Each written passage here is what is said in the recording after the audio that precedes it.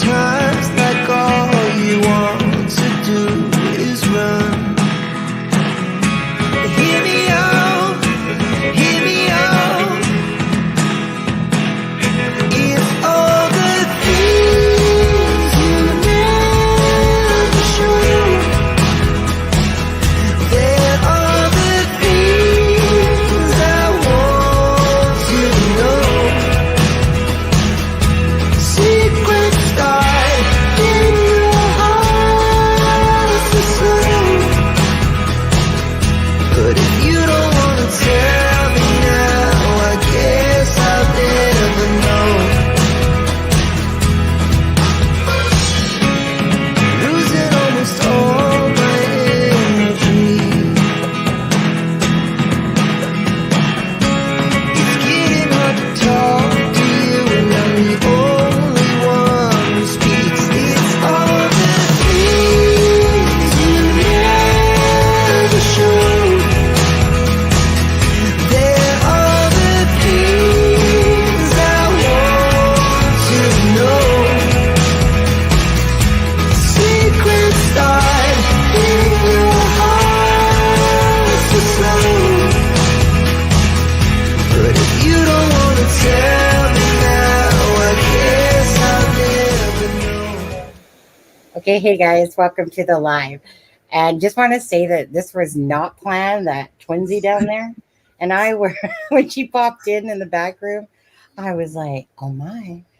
I decided to go bold pink tonight, and and so did Jermaine. So it was not planned. Not at all. Anyways, thanks, Charmaine, for joining. It's been a long day, I know, for you, and you're tired, so you're just going to be hanging for a little bit. And CD should hopefully be on here shortly as well. And That'll that's be awesome. yeah. So day 3 of the trial, Monday. We'll get into that in just a minute. I'll say, hey, Ben, how are you? Okay. Yeah, people will. I know it's late, but you know what? Charmaine had to go to a meeting, so I just figured I'd hold off and wait for Charmaine. And yeah, I know it's been a long days for you. So Yes. whenever it's time to go, just let us know. So any guys, yeah. So welcome to the live, and thanks anyone that's joining us, of course, like that. And anyways, so let's just we'll watch a couple of things. But first and foremost, I want to say, Charmaine, this, even as I'm saying this, my body just shivered. This is a horrific day, especially for the families and anyone that sat in court that had to visually see the crime scene photos today. This case is obviously always about Abby and Libby, first and foremost. And of course, about the families and justice for Abby and Libby. So, want to say prayers, of course, going out to the families and the victims and anyone else that's involved that has been following this case and is just that had to deal with, especially in court, seeing these photos. Because, Charmaine, you know, like me, is that some of the family members had seen some of those leaked photos, but today they got to see like all of the photos. Yeah. By the sounds of it, the photos that were leaked were nothing compared to what people saw today. So Correct. terrible. Right. You know, so it just honestly, like, going through the trial is one thing, and you know, the prosecution defense, but literally to have to sit there and look at your loved one's body and the horrific crime scene that happened to both these girls, beyond anything I could ever imagine to have to sit through, let alone deal with for 7.5 years. I know that they knew this point was going to come, but still, nothing ever prepares you for visually seeing these photos. And just again, it's like the horrificness of the crime. So yeah. So hey guys, oh look at Deb. Oh, there's CD. One sec, CD. Let me get us going here. Hey, buddy. Hi, CD. What is up? How's everybody doing? You know, Good. How are you? Doing good. Doing good. What's going on? What did I miss so far? Anything? Just got here. Oh, you just got here. How's everybody doing? Good. I'm so glad you could come make it. Yeah, I made it tonight. I think it was better that's later, It's tough. when Yeah, it's I early. know it is for you for sure because of the children and getting them to sleep and stuff like that. Oh, yes. Yeah. Um yeah, so CD, how's your day been going? Same old. Same Running old. around like a nut. Yeah, my middle one's getting a fever, so he's going to be home for probably 2 days, starting tomorrow. Oh, I know. It's never ending in your household with that, is it? No, it's like October to March. It's always somebody sick. Just the way it Yeah, goes. I know. I You swear know? that happens in Alexa's family too. It's one of her twins getting Oh, this sick. is cool. Do you ever? I could click this button and stream this to your account. How does that work? Oh yeah, You could stream right on my channel. yeah, you can That's do cool. that. Let's You can do try that. it. Let's Yeah. see. We're gonna try that. Yeah.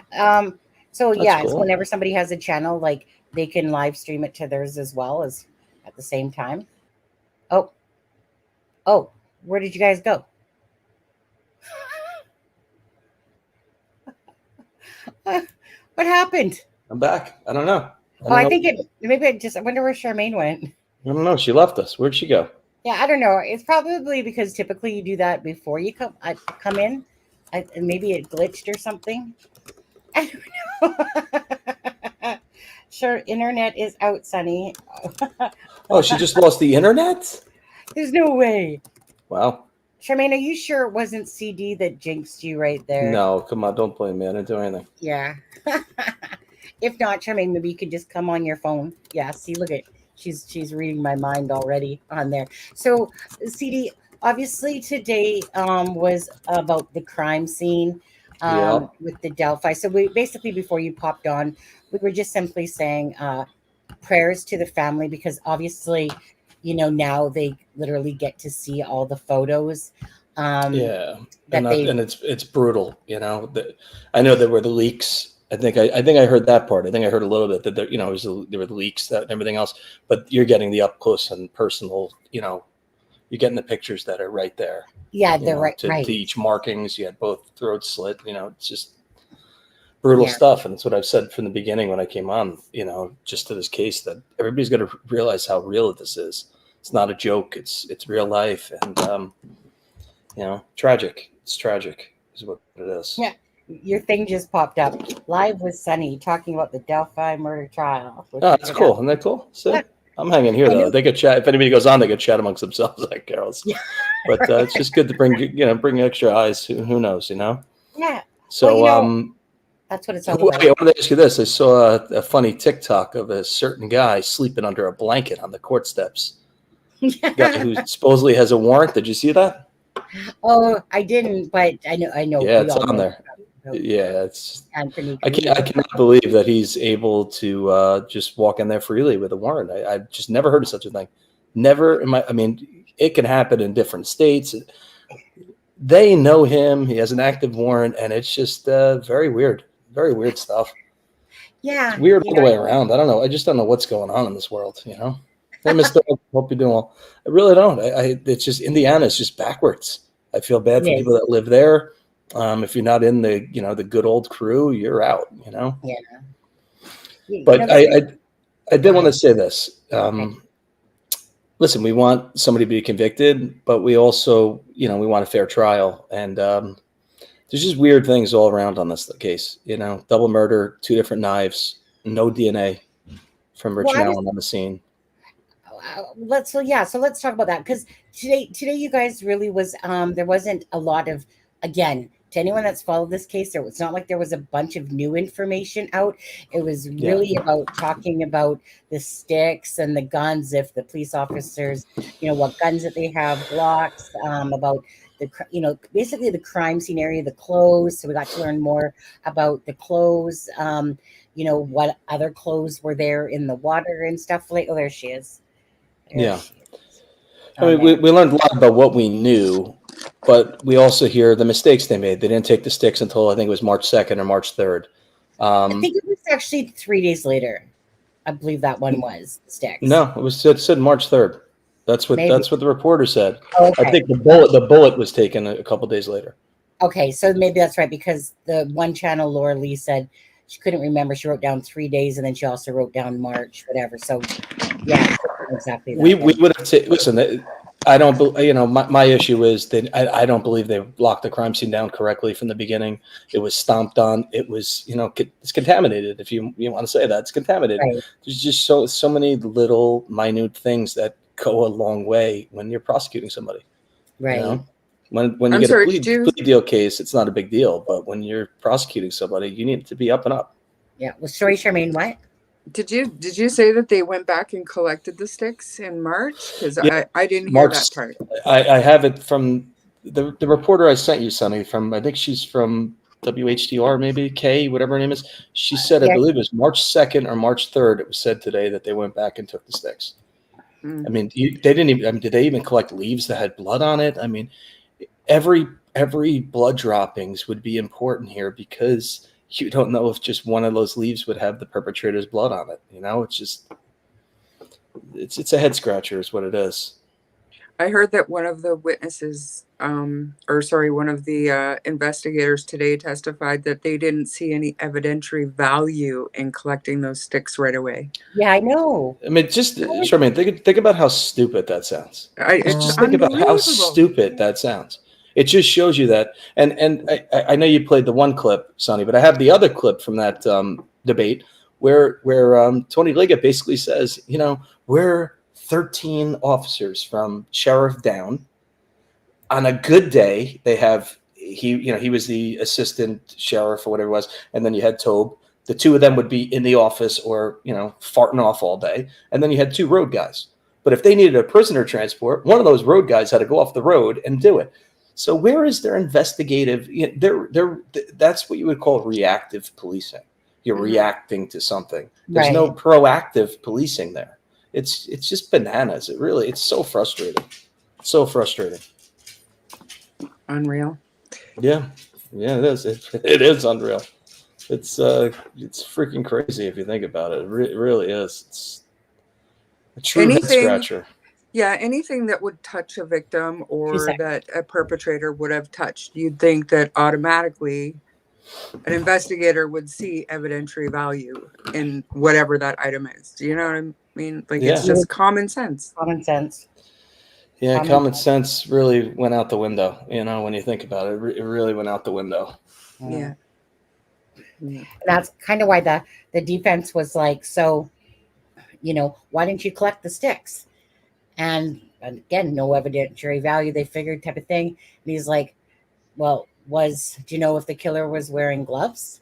And he's like, I don't know. And he's going, that's my point.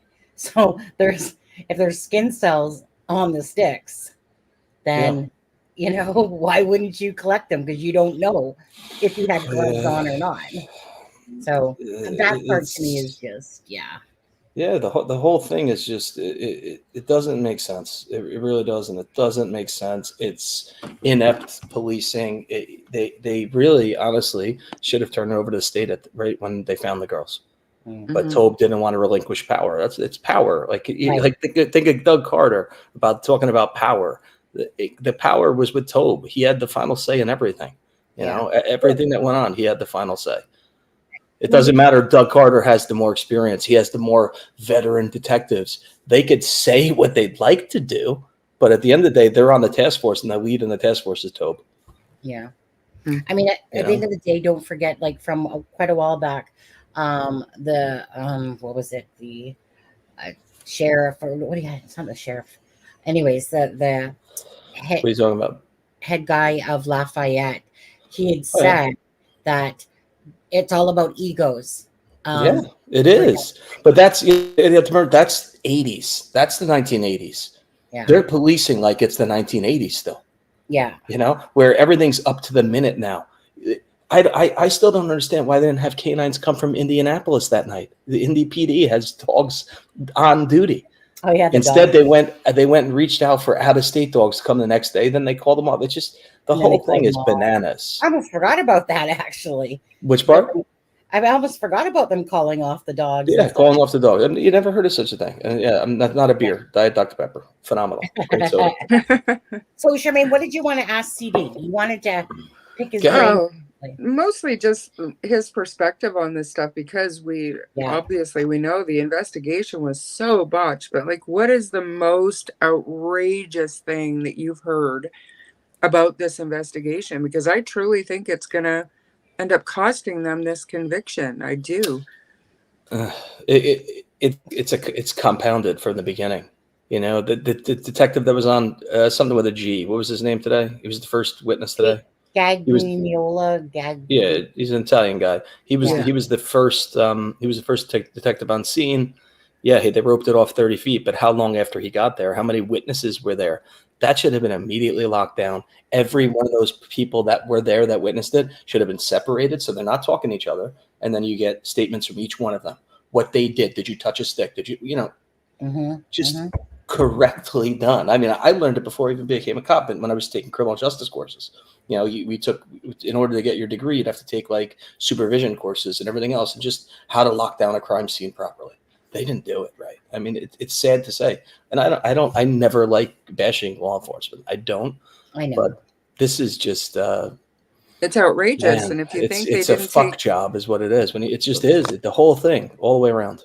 let alone not even just not taking pictures, but when's the last time you saw no crime scene video being taken in this day and age? You know, the collecting of the bullet. And yeah, glad you brought that up, because I'll tell you a case I had, right? Remember, Sonny, I was talking to you before, Messer. I told you about the guy we had to keep in our cells. We couldn't transport him to jail because there was a hit out on him. So he spent months in our cells. So when we lock somebody else up, they'd be put next to him in the cell. And one night he's like, I gotta speak to that detective. You know, he's talking about me. So I went in there and he goes, listen, I got to tell you what happened. So we removed him. We brought him into the booking room, and he tells me how the guy that we arrested a little while ago actually had drugs down his pants in his ass. And when he was handcuffed, somebody who was supposed to be watching him, he took them out, dug them, and he put them in the dirt. So now we had to go there. We had to process that whole scene, had a video camera set up. As soon as we got out of the cars, you know, you have to do it all properly. Every inch we moved to the dirt, there were pictures taken to where we found all the bags and a massive load of heroin that he dug up and put there. Because if we didn't do it right, he wouldn't be able to charge that. And that's the same thing with this, you know, magic unspent round. Yeah. That I believe is just their Hail Mary that's not going to stick. Yeah. Just I think back to even like in the 70s, John Wayne Gacy, they videotaped every minute of that excavation of the crawl space back in the 70s. So, I mean, that's what you're supposed to do. I know, you know, 2017, they didn't do it there. Like, unbelievable.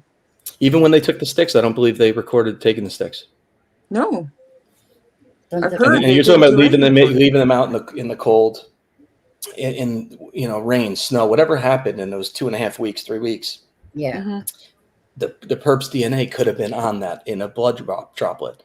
You know, and we're hearing, like we said from the beginning, with everybody, oh, they moved the bodies at night. Come on, nonsense. Massive amount of blood at the scene in different spots. How do you not take every bit of that? Leaves everything, everything. You shovel it up. You pack. It's just, this is just inept crime scene. It just is. It's inept. Mm-hmm. Go ahead, Jermaine. Yeah, that way. Let me just say this too, and then you go to the confessions, and you see that in his confessions, he talked about shooting both the girls in their backs. Mm-hmm. We know that, and then about burying them in shallow graves, and then assaulting both of them. Didn't happen. None of that happened. Mm-hmm. So was it because they broke him mentally, and he just said anything? That happens. I know people don't want to believe it does, but it does happen. I had a guy who stayed with us for months, and he lost his mind. He was treated amazing. The guy, we got him lobster after he helped us with that arrest. We fed that guy great. But this is somebody who they broke, and they broke him good. What about I heard something today about they didn't take the internal core temperature because they didn't want to disturb any physical evidence that could have been on the body. Like, that doesn't make sense to me either. So they're basically saying that because they didn't have the proper timing of death, and they just had to make something up. Let's be honest. That's what it comes down to. They just needed a reasoning to say why they didn't do something. Yeah, it's almost like they're shining their own shit, isn't it? Like, really. That's what they're at. I'm sorry to say it. I know there's people that are so pro we need a conviction, but you want a conviction that's legit, that's real. You know, you want the person that really did this to be charged. And I'm not saying that he didn't do it. I'm just saying it needs to be fair. It needs to be fair. Yeah. You know, now they're trying to throw out some geofencing and stuff. Why do you think the prosecution wants to throw that out and not let it be put in trial? Right. You know, there's a lot of the other people of him. Area. No, of Richard Allen's phone, I believe it's about. Really? Yeah. Oh my goodness. Yeah, it's just the shit piles high. It does. It piles high. Yeah. Ms. Doglover said, I have to say that I'm concerned RA will get off. Well, Ms. Doglover, it's hypothetical. What if he didn't do it and he got off? Just saying. Just saying. You want somebody convicted who did this, not just you know. And I truly think that the tip did not come from what's her name finding it. I believe it came from that debate night because it all fits with the timeline. Who doesn't call back a retired detective from Peru who has a possible tip? Nobody called him. Nobody didn't call this guy back. Why not? You know, were they just trying to cover their ass because the election was coming up? Probably. Because how bad would that look? That it took 2 months for this guy to show up at a debate to ask a question on an open mic for everybody to know that a retired guy from Peru didn't get an answer back. It's bananas. Unbelievable. Anna, they're just covering their ass. They're just saying whatever they can to just stay face. I mean, let's be real. What I noticed that lawyer Lee said was basically, I think she said that, what was it that fell flat on the defense? Was it? It was about the bullet, about the about the, what do you call it again? Sorry. What part? The collection? Yeah, like when they were collecting it? The striation marks? I don't know which part are you talking about it. No, the part where the police pick it up. That they didn't process it correctly. Right. And so when I was watching Lori Lee on this, she said that basically. Sorry, how's that? Think about that. How is that possible? What are they doing over there? Like, realistically, what the hell's going on? Well, true. But, you know, it's crazy. Well, it is. But so what she had said was that it almost fell flat on the juries, the defense trying to make that almost like bigger than what it was about like I said, the transferring of the bullet and whatever. Yeah, but if they didn't transfer custody correctly, right? That's a problem. Well, that's the thing. That's a problem. Yeah, everything has to be done correctly. So say you're a detective and I open it. We're going to document I opened it, right? And then I gave you custody and you resealed it. That's going to be documented. Every step of that, when you take evidence, every step wherever that bag is going is documented. Everybody entering the crime scene from when it's locked down is documented and what their role is. I don't think that was done. That's bad shit. You know what I'm saying? That's bad shit. You just had cops that didn't need to be in the exact ground zero crime scene are walking around. What the hell are we doing? It's crazy. I'd like to say too, like last night I said, like my prediction is that he'll be convicted or whatever, but I do think that he'll win a new trial on appeal or a hung jury and he'll get a new trial, but you can't. There's no possible way you can fix this investigation. So it's just going to be the same thing. Think about this. What do they have right now? Right. That's going to put them over the hump. What do they have? Do they have something we do not know yet? I don't think they do. I don't think they do either. I really don't. And sees through, victims can be left at a scene for a very long time. You know, sometimes a day, whatever it takes to get the crime scene totally done before you're moving that body because you can't put it back. You know, I had a guy that was. I told this story where one son who was in his early 50s, I want to say, killed his mom and his brother on Thanksgiving weekend. And wrapped mom up in a rug and threw her in an old tub in the basement, and then waited like 12 hours for his brother to come home from working at the post office and shot him in the face with a shotgun. Disgusting scene. And then he took his brother in like one of those old freezers and snapped him into the thing by his legs, like snapped him in half, basically. Yeah, it was freaking brutal. brutal. But yeah, they were both there for a long time because it was a lot to process. But that's the whole thing. You want it done right because you want the conviction at the end of the day. Mm-hmm. Yeah. And when did they take Abby and Libby out of there? Were they out of there on the 14th? Yeah. I think there was like 12 hours, right? I think they were there 12 hours after they were found, about roughly. I mean, you had the morgue guys pulling up. I think it was 12 o'clock. 12, right? around 12, yeah. I mean, and think about, right, the county buildings are pretty close by. They're there within 5 minutes. They're working, and they're right there. So they came right away. But yeah, they're going to do their own. When they the hell's their names? Why am I drawing a blank? What's the guy's name from the morgue? Coroner? The coroner. There we go. Coroner's van pulls up. They're going to do their own initial investigation before they move anything. Right. So they're the ones. Aren't they the ones that are supposed to be doing the core temperature and all that kind of stuff? I mean, law enforcement has nothing to do with that. That's totally the coroner. Law enforcement, you're not touching the body unless you have to ID the person. They have a wallet in their pocket. You're not doing any of that right at the beginning. Now they're saying something different because the defense can't say, well, you said this. It'll be interesting to hear what the coroner has to say. What's he talking about? Which part is he talking about? I'm confused by that comment. So think about all that they said, and now they're saying, oh, yeah, I think he's talking about the missing 70 days, like all the missing evidence. I mean, that's another thing. Like, how do you lose all these different pieces of evidence and documentation, data? Like, what's going on over there? Like, honestly, I don't know how this case didn't bring the feds in to look at how they're handling things, because that's usually what happens. Well, they kick the feds out. Well, no, when they come in to make sure that things are going, you can't kick them out at that point. They tried to keep the FBI away from when the girls were found. Remember that audio transmission? Like, basically keep them away. Yeah. What? You don't want the help? What? It's just, there was a big power trip with this, and that's just what it comes down to. Yeah. Big power trip. Hey, Chaotic. Chaotic put out her Halloween video. Oh, really?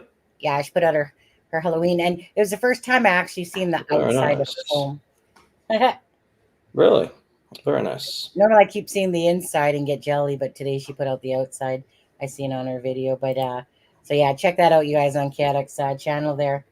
Her Halloween, and then I think in her description it said something like, like, this isn't just for Halloween. My place looks like this pretty much throughout the year. Oh, I'm hearing myself. Yeah, that was me hitting mine to see who was in this chat on my side. On there. Okay. No. One second. Let me just quickly play. 1 second. Susan Hendricks, because she put this out not too long ago on there. Let's just see what she had to say. Hold on. In Delphi, Indiana, day 3 of the murder trial, and we just got out of court a short time ago. The judge let us break for lunch, and it was a long morning, a difficult one. So I decided to come to the Abby and Libby Memorial Park. It's come so far since I was here last. You could see the amphitheater behind me. I love seeing the bricks that people were able to kind of leave messages through the years for families. Let's take a look at a few here. And loving memory is one of them. Never give up. Don't ever give up for them. Love and forgiveness. These are messages that I'm sure everyone needs today after being in that courtroom, especially the families.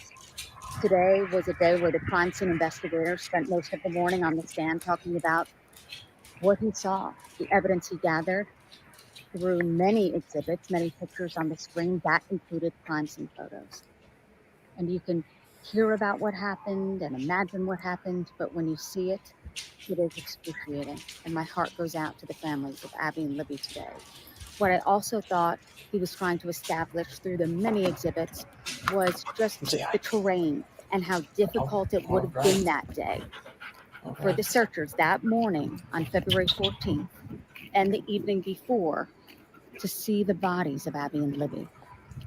Because that is what is being argued by the defense, that nobody saw the girls and therefore they must have been moved the night before. I believe that's part of their defense. But right now I'm at the Abby and Libby Memorial Park, kind of walking around, taking a breath and taking time to see what has been built since I've last been here.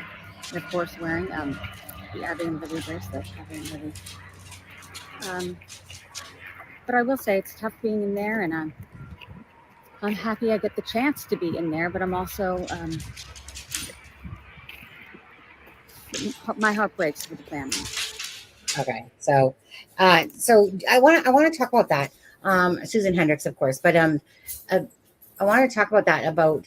I personally, I find it kind of a little somewhat delusional that people actually think that they could have seen the bodies from at the end of the south of the bridge, looking over there, knowing that it's on flat land and it's further in, but she's wearing black, meaning Abby, and blue, and Libby's naked. So, like, meaning for someone to even, like, it's not like they were looking for two dead girls at this point.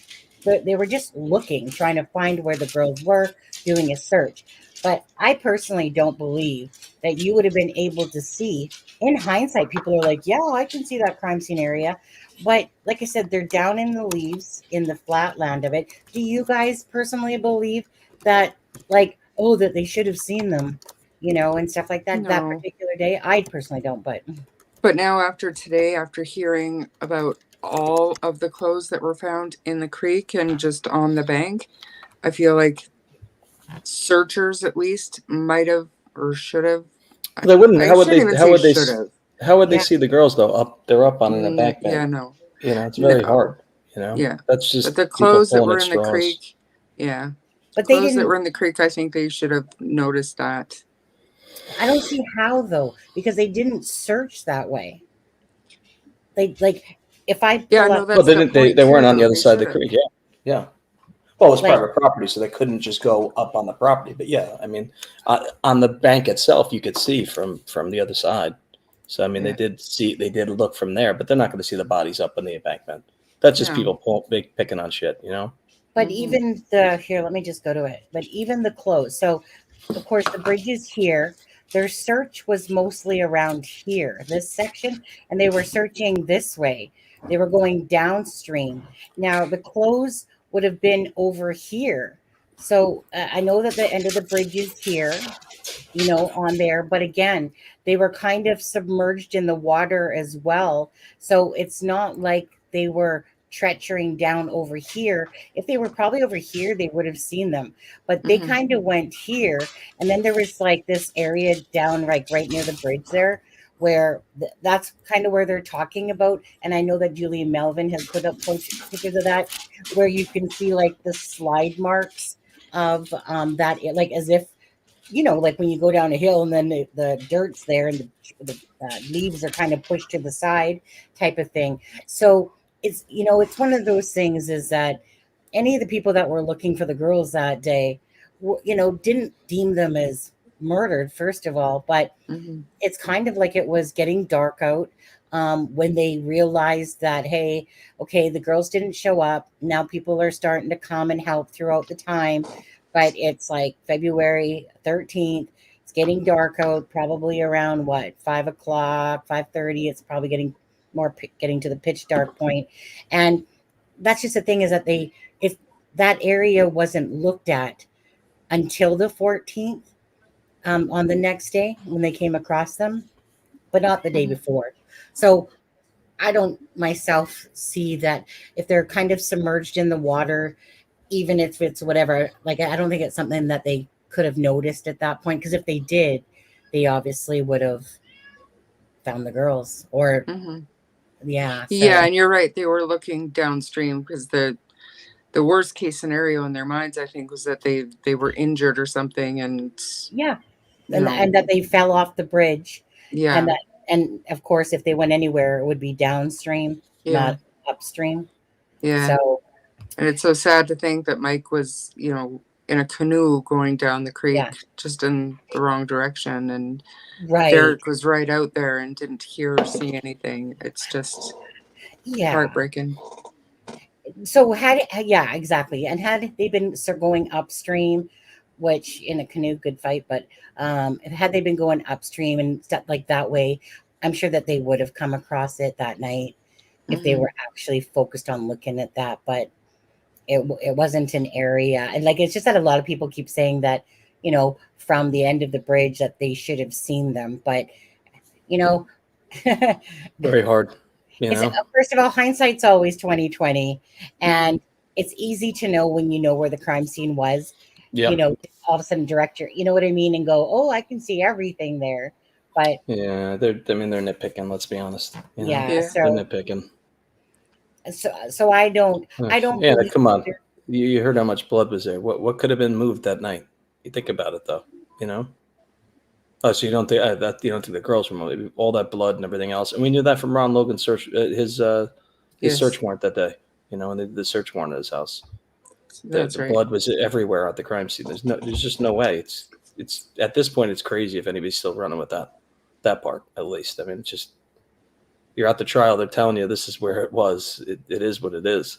You know, I think that the phone, they said, I believe in that defense, you know, that whole big work of art 135 page thing, they said that the phone was underneath the backside of Abby.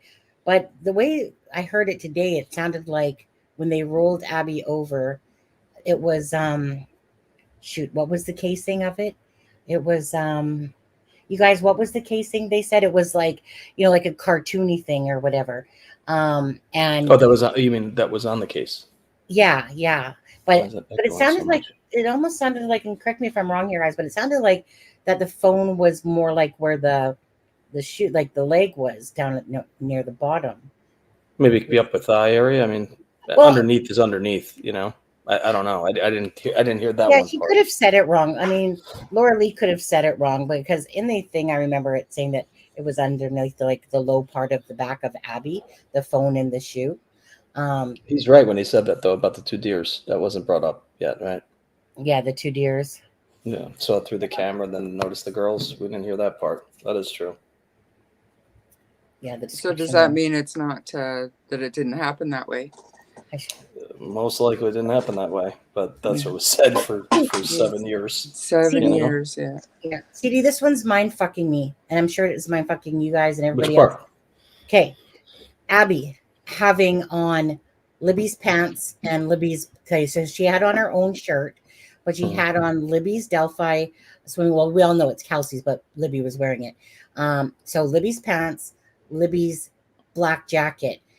Make sense of that for me. How there's to me that's staging, right? But like what? Like, so it's kind of like, why? So like, if there's all these clothes in the north side of the crime scene in the water there, and there was a bunch of clothes in there, more than what we actually knew. Now, but it's just like, why treat Libby like the way he did, leaving her nude and just all her wounds, and then you see Abby that is covered up in Libby's, like, what would, it doesn't make sense. Like, it could be just out of gas personally. You know, the adrenaline could have just slumped, and that was all they had. You have to dress her to put those pants on. No, definitely did. You did. You know? And why even? What?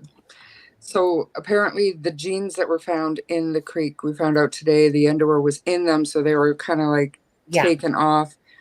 Maybe by the perpetrator himself, but what would be the point if he's just gonna put Libby's clothes back on her? I could see it because both pairs of jeans are soaking wet, and Libby's were a lot smaller and tighter, and that would be impossible to do. But then he also put on her shoes, like Abby's shoes. You know what bothers me about that whole thing with just the changing of the clothes and stuff like that? Usually the person that does this has a history of this going back years, decades, if you're in your 40s. And we don't have that here, you know, which is kind of strange to me. And they're saying there was no essay or whatever, and we haven't heard from the medical examiner yet. But then everybody's. But that's what it's going to be. They're not going to say that, and then have the coroner come up and say something different. Yeah. So that's probably what it is. You know, which it's just weird. This case has been weird from the beginning. It's probably what drew so much attention from all of us. Yeah. And another good point that was brought up today is like people were saying that, or they were saying the last day of trial that he was interrupted. He was going to have his way with them, but he got interrupted. But he wasn't interrupted enough to not put Libby's clothes on Abby. You know, so that right there doesn't make sense, and they're contradicting themselves in a way. Like it's still very confusing. It is. Well, just read this from Bob Siegel. He said, this point 7, the point of today's testimony wasn't just to show jurors the crime scene pics, but to allow investigators to explain how and where they collect evidence at ground zero where the bodies were found. So that just gives you a little bit of what they were trying to display today. Yeah. Mm-hmm. Let me just quickly answer this one just so I can get it off the screen. Yeah. So Michelle, back when I first ever followed the case, what was that guy's name that had that whole website out? Yeah, wasn't it Devil something? Okay, well, no. So Devil's whatever. Yeah, he had the video footage of from the crime scene, because basically there was this point in the video that ended up getting blacked out later by the news, but at the time it hadn't been, and so he had captured the kind of like the crime scene photo. So that actually stuffed animal stuff. That actually started from that video, and from who's the guy that had the blog, that one that everyone hated? Robert Lindsay, right. So forever and a day I was using like the video and stuff like that. So I actually didn't start no stuffed animal thing myself, but it was clear that it did look like some sort of stuffed animal. That's what it seemed like. Hindsight has told me the manipulation that you get now off of distorting or going through pictures and adding to them, because obviously most everything that I thought was there wasn't even there. And it was like, okay, there's a big learning curve. But it was one of those things that's kind of like the only real thing we had to even try to examine was that video. And it clearly looked like it was some sort of big stuffed animal bunny, but it just goes to show you in hindsight how delusional things can be to your eyes, and what you think you're seeing, you're not actually seeing, and multiple things. Once you get to see somewhat of the crime scene, and we only seen a few pictures, you're like, damn, like there was like nothing there that, you know, I could relate to with the actual video that came up. Devil's Hop Yard, I think it was. That's it. Yeah, that's it. Yeah, that was it. But anyway, so I mean, there wasn't any. That was something that was long started before me. But in saying that, it was the only video that I could dissect myself and try to understand that they're saying that there's this smiley blanket here and this, you know, like some crazy shit there too. But at the end of the day, it just goes to show in hindsight how, let me put it this way, I have no problem learning lessons about shit as long as it makes me live and learn from experiences about calling somebody out, then, you know, type of idea that you think you're doing the right thing and then realize how much you can fuck up somebody's life by doing shit like that. But as for the crime scene stuff in itself, yeah, it just goes to show me from someone that didn't really know how to say, like, I was never sitting there, this photographer going, oh yeah, it was just a matter of like, oh, can I zoom this in? Can I make something out? But hindsight shows that it just is absolutely what your eyes are seeing and what's actually there. Two different things. Two absolutely different things. And it was Sergeant from ISP, Sergeant Dwayne Datsman, who we determined the sticks were of no evidentiary value, but then they went back and collected them. What, are you reading that from somebody's thing? Yeah, from Kyle Russell. Oh, okay. I'm kind of like way behind here, so sorry guys if I'm passing off. No. Is he still a active investigator? Because you would think. No, he's retired. Oh, good. He's retired. A lot of them are retired. It's just I don't know. I mean, if and Darren Giancola, he was a deputy, not a detective. Deputy. I feel like if I was an investigator and going through and looking at all the missteps and all the mistakes that I've made, I'd want to rethink my career choice at some point, like, because this was bad. This was bad. Yeah, very bad, very bad. Yeah, all the way around, all the way around. It's tough, and I gave them the benefit of the doubt for years, and it's just can't make mistakes like this. Yeah. You know, you can't make, it's just all the way around. It's everywhere, you know. Yeah. I would love to hear some of their, I hope they get to play some of the interrogations they did, if they got anything that they're going to play, and just hear how that was handled. Right back. Yeah. They lost quite a few of the interrogations, though. Lost Yeah, or they didn't did. record Yeah, or they whatever. did. Yeah, it didn't record. Yeah, usually you're recording in 2 separate places to make sure there's no issue, but they don't do that there, you know. Ah, boy. Yeah, so I wonder if, well, I'm sure they've got some, and even some of the depositions, I think, didn't get recorded or didn't get turned over or something, I'm hearing. So, I mean, Text Charm says sticks and limbs of trees were just for hiding and covering the girls. Yes, but you still could have DNA. You could have a blood droplet from the killer. You know, it's crazy that they left them there, but they did. yeah, handling that many sticks out in the woods. Who's to say the guy didn't get a sliver or something, right? And they weren't small little twigs, right? They were actual branches. So yeah, branches. Yep. He clearly touched them with a gloved hand or not. You could get fiber evidence off gloves. Like, you never know. Yep. Also, and I'm just reading Kyla's update from the morning. She said the first witness called by the state was Deputy Darren Giancola. He was the first deputy to arrive on scene after the girls' bodies were found. Then came at least 42 graphic photos of the crime scene. They were taken by ISP CSI Josh Page. Below are my observations. We know that Libby was nude. Clothes looked damp. There were at least 4 bloodstains on the ground or nearby tree. Libby had snipped of blood on her hand's neck. Abby also had bloodstains, not as many as Libby. Branches were placed on top of the girls, more so on Libby. Libby's mom and sister were visibly emotional. Richard Allen's mom and stepdad were holding hands as photos were shown. Richard Allen did not have much reaction to the photos, and he's told not to react. That's just what he's told by his defense.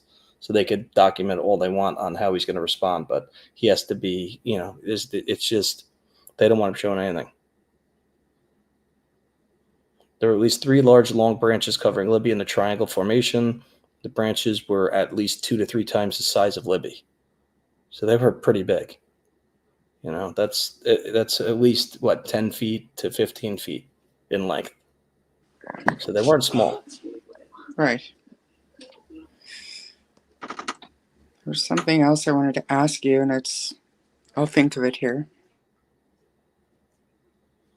And then what did she say for the nightly recap? Did she give a nightly recap? It's great to see, you know, just a recap from different minds and seeing how they, you know, how they accepted what they saw. And that's where she said, we determined the sticks were of no evidentiary value. Now retired ISP Sergeant Dwayne Datsman. Do you know if a R kit was given? Brad Rosie said, I would assume I wasn't there. ISP Sergeant Jason Page said. Both had a large laceration on their throat. Both had substantial amount of blood on their person and underneath. Deputy Darren Giancola. Her clothes were damp. The clothes seemed damp, ISP Sergeant Page said. So that's her part from the afternoon after lunch. So, and something else I heard today was actually a few of the lawyers that I like to watch, they're still not convinced that the crime didn't happen where it was, because they're saying that blood doesn't soak into the ground as quickly as one might think. Is that accurate? Like, is it because there's something like 6 or 7 liters of blood in a human body, whatever, and they were so pale and they lost a lot of blood, but not the amount of blood found at the crime scene wasn't enough to say that that's where the crime happened, is what these people are saying. I don't know who's saying that, because everywhere, since even from Ron Logan's, I mean, I took it as this is church. This is where it happened. Yeah, this is where it happened. I mean, you know, there's no way you're gonna, you know, in a barn and get them there, and all this blood loss is going to be there on the scene. Right. But does blood saturate into the ground or not? Yeah. Oh yeah, absolutely. Of course it does. Of course it does. Yeah, absolutely. I thought so. Yeah, I thought that was. But it's going to be pooled there. You're going to, and it thickens up. It's, Mm-hmm. depends on the outside temperature too. But this, what they're saying is where it happened. Mm-hmm. And when a human body is, I guess, the blood isn't pumping anymore, it doesn't really matter how much blood they've lost. They're gonna go pale and then gray, and then yeah. If you're remember alive, something too, when it first happens and your heart's still pumping, it comes out faster. Yeah. But what I'm saying is, once your heart stops beating, it doesn't matter if there's still blood in your. Well, I don't know. Whoever's saying that is just doing it just for views and whatnot. Yeah. It just doesn't make sense. It's stupid, is what it is. And that actually shocked me, because to me, they were pretty responsible. They weren't the regulars looking for clicks and views. Everybody has views that are somewhat out there, and they're going to stick with it. What CD? What about this one? Do you think that the handkerchief that they found in the creek with the clothes is what the BG used to cover his face? Because if so, they can extract DNA out of the objects that have been under the water now. They could, but it could be also how long it was under the water. But think about it. If it's over his mouth, there's going to be a lot of spit on it. There's going to be a lot of DNA left behind. Yeah. Wow. So but we don't know. So would you think that the handkerchief would be his, or do you think it was something Abby or Libby had instead? If it's right near those clothes, I mean, it's highly likely it would be the killer's handkerchief. We haven't heard anything that the girls had a I mean, that would be I haven't heard anything obvious to talk about. Yeah, I mean, when I heard the word handkerchief too, I was like, well, I mean, we didn't get to see, of course, we got to see Abby on the bridge, but we never got to see Libby. But and also blood loss, it really depends on the injury too, on how much blood you're going to have. I've had suicides where they used a small caliber handgun and it wasn't that bloody. To where I've had heads blown off. I mean, it depends. It really depends on and case. Handkerchief or bandana. They said handkerchief. But the people that actually saw the exhibit as it was being held up described it as a bandana. Did they? Yeah. Why Sharon? Did Sharon say, who said that? Somebody said that Ben. Well, I thought she was helping prosecution. Why would Richard Allen's daughter help the prosecution? I didn't hear anything of that. I didn't either. It says the defense. Oh yeah, it has been said about that she was going to help the prosecution, but. Was she being called a witness by the prosecution? That's a lot different than helping. It could have just simply been a rumor, to be honest. But it could also be that they had planned to call her, and that doesn't mean that she's helping. It just means that they want to grill her a little bit. Yeah. Let's see. Okay, so no ties to CP, no ties to anyone in the case, no digital or actual connection to the girls whatsoever, no DNA, no fibers, no nothing, and he committed this like a ninja. Somebody explain this. I mean, be honest, he's right though. I mean, does anybody not see it? It's weird. I know, that's what's crazy. It's honestly so. I mean, blood gets very slippery. Well, you're making it seem the way it's being portrayed is like he was an assassin. And everything was done perfectly. You know what I'm saying? It's like it's just odd. Is it the sloppiness of the collection and the whole LE there, or is it that he was such a great ninja that he managed not to leave his DNA anywhere? It's probably a mix of both, but at the same time, it's the problem here is so that confusing. It's 5 years later.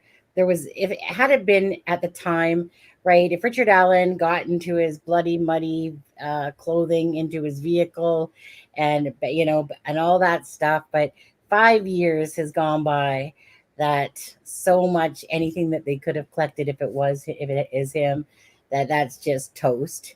Why? Because some morons couldn't remember that there was one guy on the trail that day and misfiled the file until 5 years later and stuff. Like, it's just all of it, from the calling off of the dogs, everything. Like, what can you say about this case where you're like, oh yeah, they did a fabulous job there. Everything is more about leaving sticks behind, yeah, and yet they're making it sound like, like everything followed that's the word I was looking for before CDs, chain of command. Yeah, Like the chain of custody. chain of custody, that's what I was looking for. Yeah. But so yeah, so it makes it look like some, munchkin that's like 5'5" managed to elude all DNA, had the perfect crime pretty much. And Yeah, continue to work and live in that community where people who live in that community saw always. him every day at the only pharmacy in town. It's I don't know. So CD, go on your little bit of a rant there about the two weapons, a gun, and because you're having a hard time believing little munchkin there could have a gun plus use two weapons, and that one person did it. Not that it's not plausible, but your view on all of this with the Richard Allen and I've said it since day one. It's very hard to control two people by one person. And now you're taking it to an open area. Yes, it started at the edge of a bridge, but then you're taking them off the bridge. You're taking them down the hill, taking them across a creek. You're taking it up an embankment. There's a lot there. There's a lot there for that to be one person. Can it be true? It could be true. But you also have a guy who's 5'4", doesn't look to be in the best of shape, using a gun to, abduct. But then now you're switching weapons. But at the same time, when switching weapons, you might have racked the slide and dropped around. Or you might have fired it, which I find to be ridiculous, and then have a malfunction when you did fire. Now you're clearing it. And when you do clear it, you just, fuck it, I'm going to leave the round there on the ground. You know what I'm saying? Or a third party was handed that handgun and they didn't know it was ready to fire, loaded with one in the chamber, and they racked the slide and the round fell. But then you go into the whole weird science of an unspent round and the striation markings on it. And that itself is, and you take somebody else that they did a search warrant on, that they took a .40 caliber out of their home and tested it. Oh, but also, wait, let me say this too. They I don't know what the reason was, but they did fire a round out of Richard Allen's weapon to try and go into the markings of the unspent round. And I don't think that lined up either. Probably not. So what are we doing? So that's my reason. That's my total reasoning of why I don't believe the unspent round is the deciding factor here, without a fingerprint on it that belongs to Richard Allen. That's my say. I got a lot of shit for that unspent round when it first came out and I talked about it. A lot of shit. I want to see pictures. I want to see. We should be watching this on TV. We should be seeing like the spent round. Michelle said two little girls who were really scared. 100% agree with you. I agree with you. I'm just giving you the hypothetical, and go through the abductions of two people in the United States and find how many cases there are in an open area. It's very hard.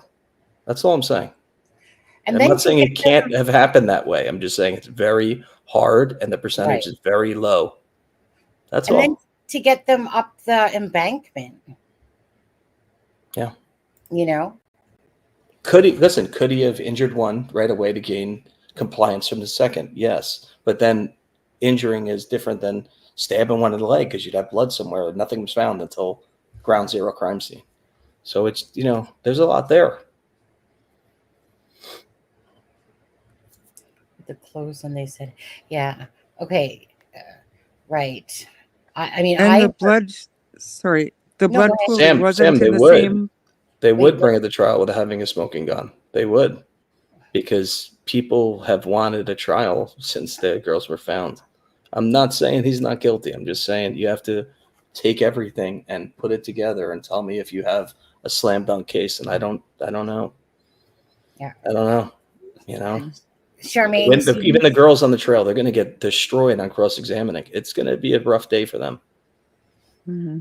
And the amount of money this case is costing, I don't ever see a second one happening. Yeah, I do. We'll see. We'll see how it goes. Over $4 million. Where are they going to do this again? They're going to bankrupt that county. The county doesn't have any money. You know, it's tough. This is tough. This isn't a ground ball. I said it from the beginning. People didn't want to hear it. If they knew, if the bandana was tied to him, I think we would have known that already. But we'll see. We'll see. Do we see any DNA experts? Are there any DNA experts on the defense list? Does anybody know? I don't know. No. Ben might know because Ben seems to know who's on that list. Ben, if you do know, let us know. Because I don't believe I heard one was. Ben's always on top of things. Go ahead, Ben. Watch Ben go. I'm out of here. Now, Charmaine, what were you going to say? Well, I was just kind of thinking out loud to what CD was talking about, just controlling two victims, and just got me thinking that if you were going to be able to do something like that, you would think that the wounds would have been inflicted around the same area of the area. Do you know what I mean? Like, it wouldn't have been one pool of blood here and then over by the so-called F tree, another pool of blood, and then another one way over here. I think it would have been more localized to one spot because he had two people that he was trying to control. But Weber, I mean, if one of them didn't have any clothes on. Weber had the same 40 caliber handgun. Yeah, but they weren't. Yeah. I thought Saturday was left with a very interesting because point. If you're talking about ejecting the round without firing it, just unspent, racking it out, you know, the markings on it, I don't know, you know. I tried it on one of mine, and I don't know. That's all I'll say. I don't know. I took a lot of shit for that round when that first came out, and I don't want to rehash it. No, Sonny, you have no idea. I actually took a break because of it. I got a phone call. I got a phone call. I haven't talked about it. I got a phone call. That's all I'll say. Yeah. I was called. It wasn't like talking about that. That's it. Yeah. Mm-hmm. Oh, yeah. Oh, yeah. Huh. I got a lot of heat from that unspent round, and I see why. That's what I'll say. Yeah. Yeah, I know Weber was not excluded. I know that. But I truly feel that an unspent round racking is junk science. Because if the round happened where it was fired and it malfunctioned in the barrel and it turned around, those markings are going to be way different than a regular unspent round. So to me, I remember they said what did they say? What did Nick say the case is? It's something and a unspent round and a bullet. Mm-hmm. They're holding on to this bullet like it's going to be the you know. My question is, with the gun store close by, did it sell the rounds that were in Richard Allen's gun? Is that one of their highest rounds being sold? And let's see if the defense has that information. Was it a federal round? What the round was it? Was it sold at XYZ? At how many locations was this? You know, there's stuff that they should have did their homework on as a defense team. Yeah. And they might have that. Collins. Chevy said, please let me call in. Go ahead. You know, he's got a lot to say. Why not? We don't do call-ins. All right. No call-ins, Chevy. Sorry. Like, we don't, like, I don't literally have. I know. I get why. And Chevy, there's a reason why. We've had people, you know, pull out their schwanger and stuff. Yeah. The only person that had a call-in thing was Adam, and I think we did it one live type of thing. Too many whack jobs out there now. You know, sometimes I do like Chevy's viewpoint. He has a lot of info. He knows a lot. Yeah. Chevy, email me, analysisofcrime@gmail.com. I want to hear what else you know. Yeah. Can't you pop them on your live over there? I don't know. I'm in your live right now. It's just going to my channel. He says bullshit, but the RA said RA's gun did not match. It's bullshit, but they said RA's gun did not match, and Weber's gun could not be dismissed. He's right. He's right. Mm-hmm. He is right. And isn't that troubling though for them that within a mile of the location they found the same exact gun and they couldn't exclude it? Yeah. That's a little strange, right? Yeah. Miss Dog said I'm crazy and let me call in. That's funny. Well, I was going to say, I mean, Chevy, if you want, you can email me at crimingshame@gmail.com. Buckwheat, I'm not saying that the round is conclusive to a specific gun. Is what I'm saying to you is the round that was in the supposed gun, is it sold in every gun store around Delphi? Because that's you know, that tells a story in itself. Mm-hmm. It does, because they're not man-made individually. They're made with a machine that probably has the same striation marks. It's just, to me, it's just, and you know, I just don't see the bullet being the end all unless it's got his fingerprint on it, and then there you go. But that hasn't been said. It wasn't in the probable cause. It wasn't in anything. So I don't think it's anywhere. I'm gonna pop off. I've got to go to bed, but I loved hearing what you had to say. Yeah, I was going to CD. say, you got to get going. Yeah. Get some So- rest, Charmaine. Oh, are you there? Are you going to the trial? Have you been going? No, I'm stuck working. Good night. But I will talk to y'all later. Thank you. You got it. Bye. Love you, Charmaine. Love you, Nate. Thank you. Okay. Copy. Okay. Chevy, I'll drop the link in here and you can pop up with us, but you have to do one thing. You don't have Don't be a jerk. Well, first of all, don't be a jerk. Secondly, you have to show your face Yes. behind To her. You have to show your face to Sunny so she can make sure you're a legit person. Yeah. Because we don't want our life being wasted by a wacky call. Don't waste it. Come on now. Right? Well, you know, he's been very informative this whole time, which I think well, you can have your camera off, but when you come behind screen, you just have to show me your face. You have to show you're a person. Your person, right? And not some guy that's going to dick roll me and stuff like that. Exactly. Yeah? So you That's can happened many times. Because we don't do phone. I don't do Discord. I don't do. So, remember that in the beginning of your channel? It used to happen often. Oh, I They'd know. make fake names. They'd come on and drop their dong. Like, weird. So weird. Yeah, I know. And I literally had that copyright strike until finally YouTube, years later, let us take a little schooling thing. Yeah, from that. So I dropped the link there. So you can pop on, show your face in the background, and then you can turn your camera off if you don't like being on camera, because we don't have a phone number or do Discord shit. Yeah, there's too many fucking psychos out there. Like, seriously. There's still the oddball that comes in here, you know. But hey, highlight that comment from the 3021 because he's right. It's true. 30. Oh, CD keeping From it the 3021. real. Remember, I've kept it real since I came on here years ago. Yeah, it is what it is. You know, it is what it is. Yeah. Did you want to play this video? I'll say, you know what, CD, get out of my head. Get out of my head, because I was going to say, CD, let me just play this video, and if Chevy K, I'll say Chevy K over there wants to pop on, I dropped the link for you. Again, you have to show your face behind the scenes here.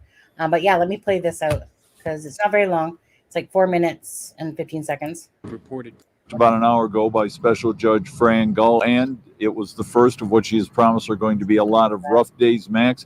That rough day got off to a start with the exposure and the production of those crime scene photos, which jurors sought for the first time. Yeah, extremely graphic photos. I mean, to say the least.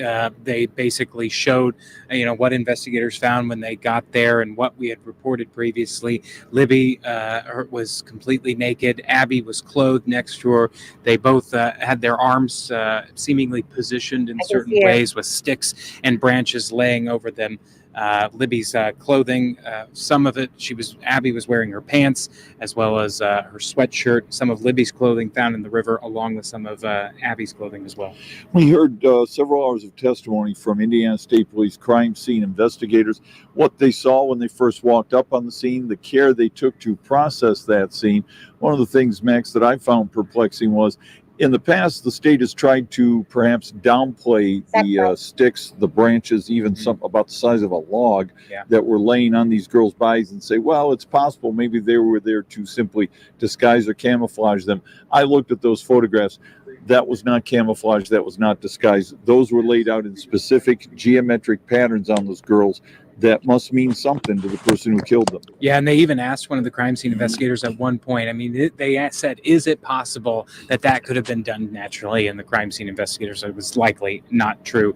The big thing about those branches that came out today, and specifically the way the crime scene investigators handled that, was that the branches, which did have blood on them, seemingly from the girls, and were placed, obviously, as you said, in specific ways, they were taken off the girls, set to the side, then they were left at the scene. They did not take those back to be processed for anything. One investigator said that they have never been able to get DNA off of a surface like that. However, someone in state police leadership 2 days later told them to go back and get them, and they did.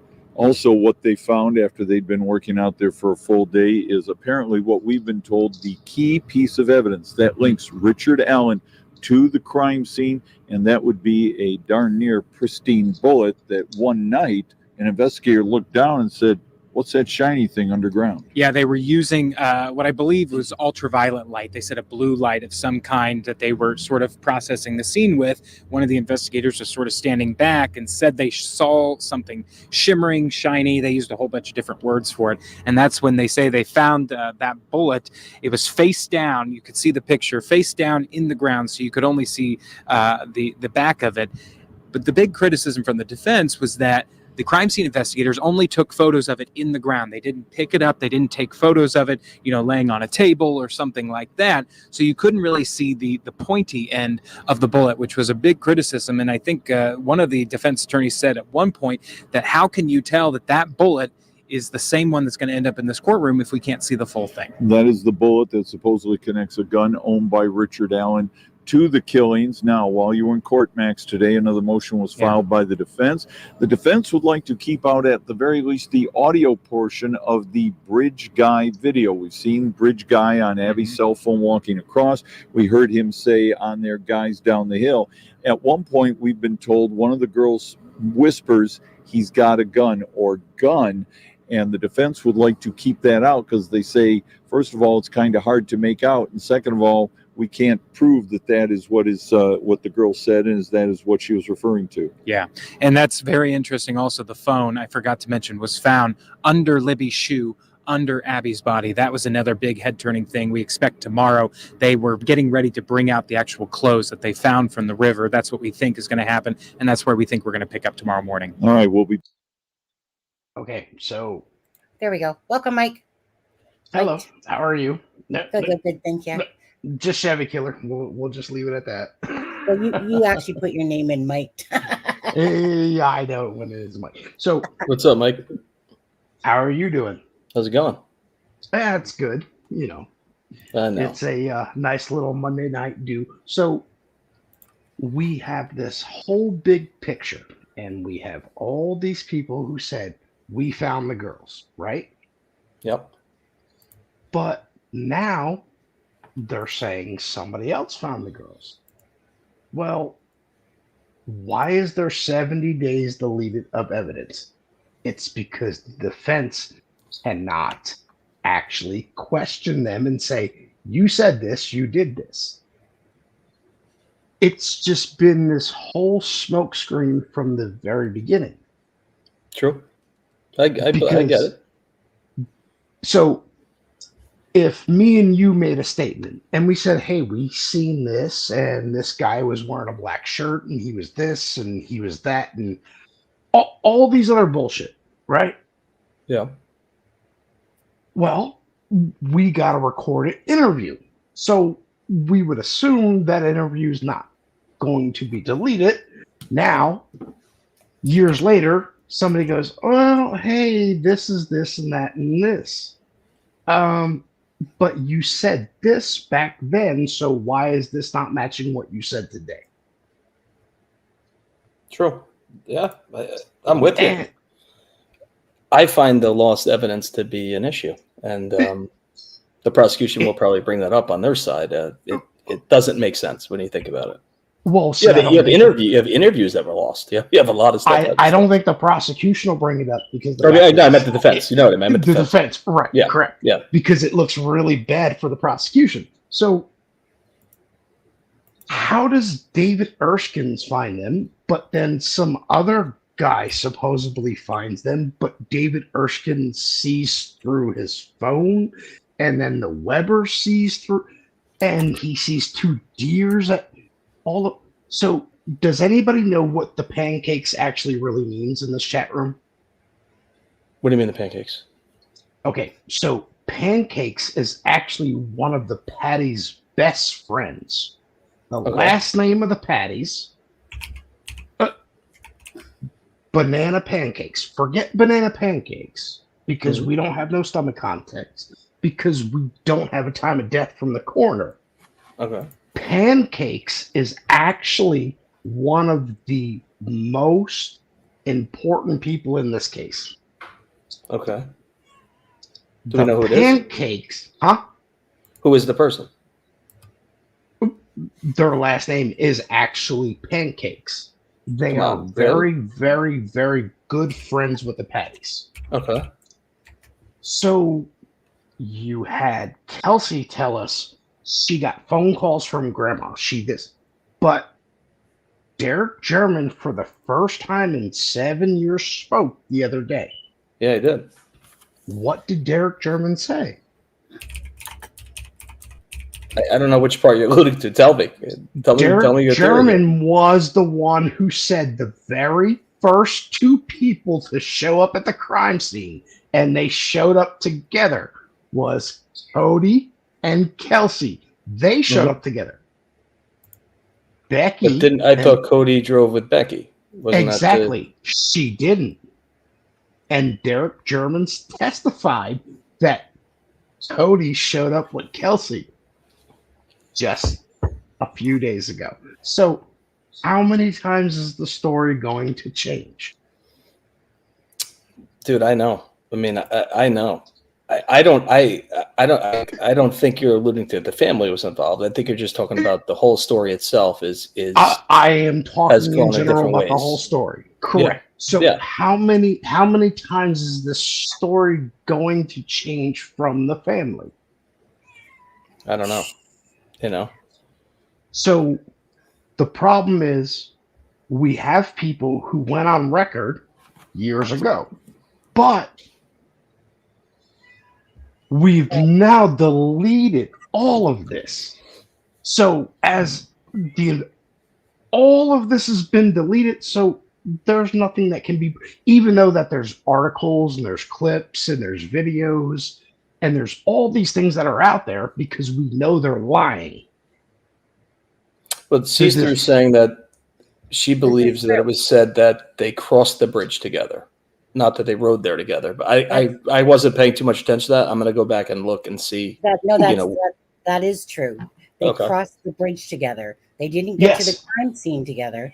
They crossed the bridge together. No. But Derek German stated in his testimony just the other day that Kelsey and Cody showed up together. Yeah, but not at the crime scene. Not at the crime scene together. That's incorrect. They showed up at the bridge together. They came together. Right. Cody supposedly showed up with grandma, which we learned that's not true. Cody did not show up with Becky. Cody drove there with back Kelsey. in Kyla's thing to see what Kyla said from when Derek testified. If she makes that statement, I don't know if that's true or not. I have no idea. To be honest, I was going to say like that stuff's such old information in a sense that honestly, like it's like you know it at the time, but now it's so honestly like with the freaking twists and turns of this case, hard to keep track of everything. But hold on. Becky said she was at the house and made this, and she took Cody, and Cody showed up at the house. We know she is now lying because Derek German confirms that the two people who showed up together was Kelsey and Cody. So why were Kelsey and Cody together when she was supposedly going to work, see this, all the bullshit? Now, but let me ask you on this one though. So I have to tell you first and foremost, we don't accuse the family of any wrongdoing in these crimes, first and foremost. True. That for us, that's one thing this channel won't do. Now, if there's inconsistencies, of course, Chevy, no problem talking about those. Right. I'm not accused. The lies are the lies. That's the problem. The lies are the lies. There's no accusing any. It's exposing the lies. I'm going back from day one of when he testified, and then there's nothing about that. It just says Derek said he picked Abby up for a sleepover the night before and made banana pancakes for the girls' breakfast on February 13th. Correct. So banana pancakes. Wait, let me finish. Banana, can I finish? He told the jury he left the home at 1:20 p.m. to take photos for appraisal properties in the Frankfurt owned by his mom. Later that day, he went to pick Libby and Abby up from the trails, and they didn't show up or answer phone calls. Told the jury that the next day during the search, I just heard mom screaming. I saw the coroner go by and about 12 cop cars, so I knew.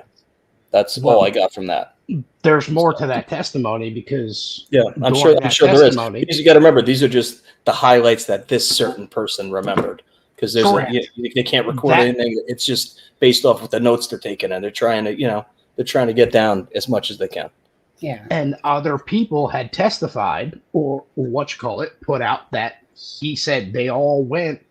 There was 15, 16, 17 different channels who said, wait a minute. How did Kelsey and Cody show up when Kelsey was supposed to be going to work? And all that. My question is, what do you feel the point of this is? That's all I want to know. I was going to ask that. Because I want to get to the other stuff we're talking about the gun, the unspent round. What is your point on this stuff?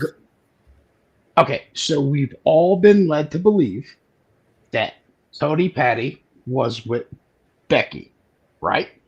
Mm-hmm. Well, according to Derek, the other day, Kelsey and Derek showed up together. So why were they in the same car?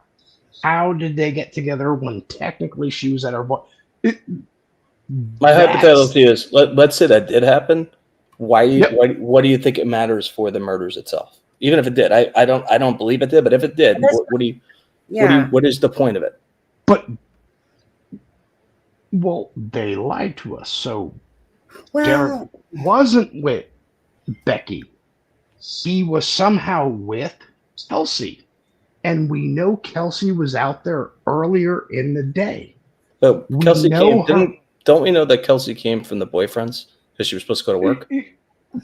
She was supposed to have come from the boyfriends. So how was she with Cody? So this is all. This is my point. Yeah. We were talking about other stuff. Why are we fixating on if this was true or not? What do you think happened that you think that this is a major point? Okay, so why were all the people out there that they were only related to the Patties or to the Germans? Well, they were the first ones there because they're family members. No. All the people that were supposedly out there that day. Like who?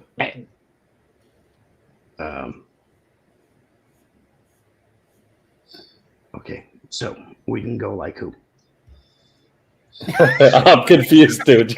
I'm serious. It's like 12:30. You're making me spin here. I got bad ADHD. I don't. Where are we going? 12:30. Yeah, where are we going with it? We can go. This rite of passage that Nick started out with and all the bullshit of the Monon High Bridge was never there. Anna said she had. Sonny, I'm looking at you. You're making me laugh, Sonny. Mike, reel it in. Tell me why we were somewhere so far away from this. Now we're back to when they got to the bridge. Why? We were on the round. We were talking about Weber's handgun. Why no. We can't. We was texting that and this and that. But what I'm saying is, we've been lied to. So yes, we can go into the Weber's handgun and all that stuff. Weber's handgun was not excluded. That's an absolute. I'm going to ask you this right now, and I want an honest answer. Do you think Derek was involved? Do I think? Yes, you do. You got to end it, Sonny. You got to end it on that. We can't do it. We can't go there, bud. I'm sorry. I can't do it. No, I don't think. You were about to say yes. No, I wasn't about to say yes. You were about to say yes. Do I think he was involved with his daughter's murder?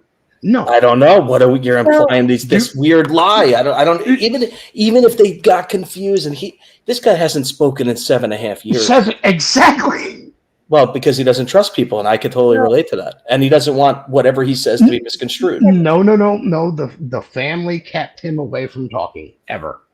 Well, so I'm just going to say this. The bottom line is that honestly, Chevy, we're not here to discuss about Kelsey and if there's some things that were said and different stuff like that, because everything that's kind of coming out, what I'm hearing from you is that somehow you think that it's really odd that all the Germans were there and all this, and that it was some sort of conspiracy. Whoa, but this isn't infactual. There was countless people there that were all friends with the family. Yeah, but of course there would be. That's very strange. Why? If somebody's family member's missing, of course their family and friends are going to be the first people there. No, sure, but within a half hour of. Yes. Within an hour, no. I would have 100 people there in 15 minutes. Okay. Yes. Well, again, I need some help. Somebody's missing. Yes. You need some help. So I understand that, and yes, somebody would help and do whatever, but there wouldn't be this. And secondly, Mike. Okay. Come on. Let's be honest here, Mike. You're implying something. There was almost 1,000 people. There was almost 1,000 people there searching.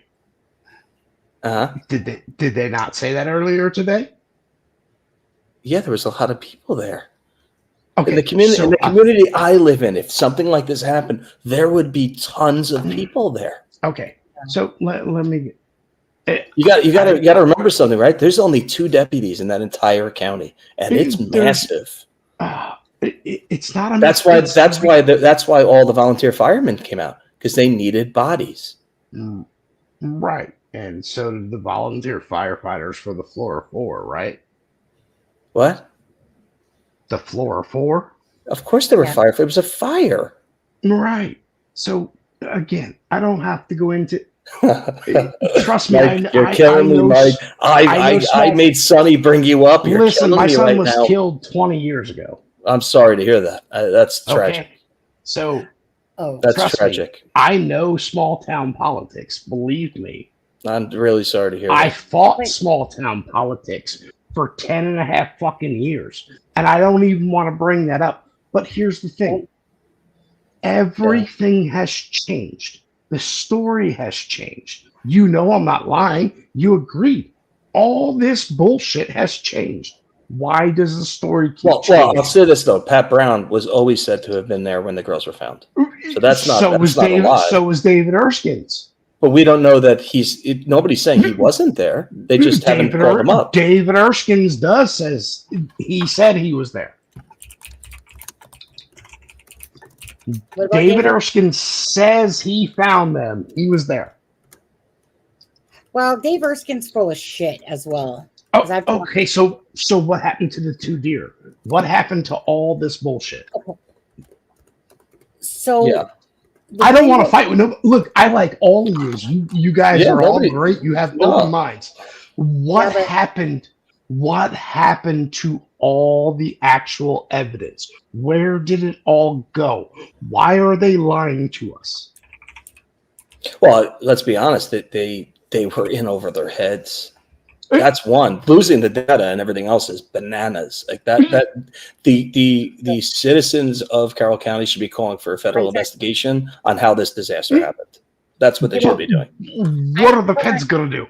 I'm going to butt. What do you mean? They're going to get to the bottom of it. I'm going to butt in. Chevy, you got 5 minutes on the live left, and then Caming and Sleuthing wants to come up and ask CD some questions. So whatever you got to say in 5 minutes, do it. Well, hopefully I don't have to. I can shut my mouth and sit here and just listen. No, I gotta have control, because honestly, it's 9:32. My husband's gonna want to go to bed within about an hour, probably time here. So, in saying that, so get your 5 minutes in, and then I'm gonna let Gaming and Sleuthing come up. No, you can let game. I can bow out now. I don't have. I'm just curious Well, as no, if you what happened to all the evidence. Where did it go? Why is everybody lying? That's the But biggest thing. I don't believe everybody is. yeah. And maybe they're not, but we have seen lies after lies after lies. So why? Well, I don't even want to call them like I would say if anyone's lying about anything, it's probably the LE, not the Patty family. I don't believe that the Patty family is maliciously or trying Listen, to. if you listen to what I said, I feel that the tip didn't come from the woman that works there volunteering her time. I feel it came from I feel it came from the debate. You know, it came from that debate. The retired Peru guy had that tip. That's my opinion. What happened if Liggett lost this election? He didn't lose the election because they made an arrest. Let's be honest. Correct. So let's be honest. Had there was no arrest, what would happen? So where's the where's the actual proof of that? Of what? Where's the actual proof that Richard Allen said, I was there from 1:30 to 3:30, which more than likely we know that's bullshit. On who? So he's killing Richard Allen, Dan Doolin. Yeah. We have no proof. He says, I electronically, and that lady, Sarah, whatever the hell her name, she has no access to the Orion system, which is a lie, and she magically came across it. So let's just say,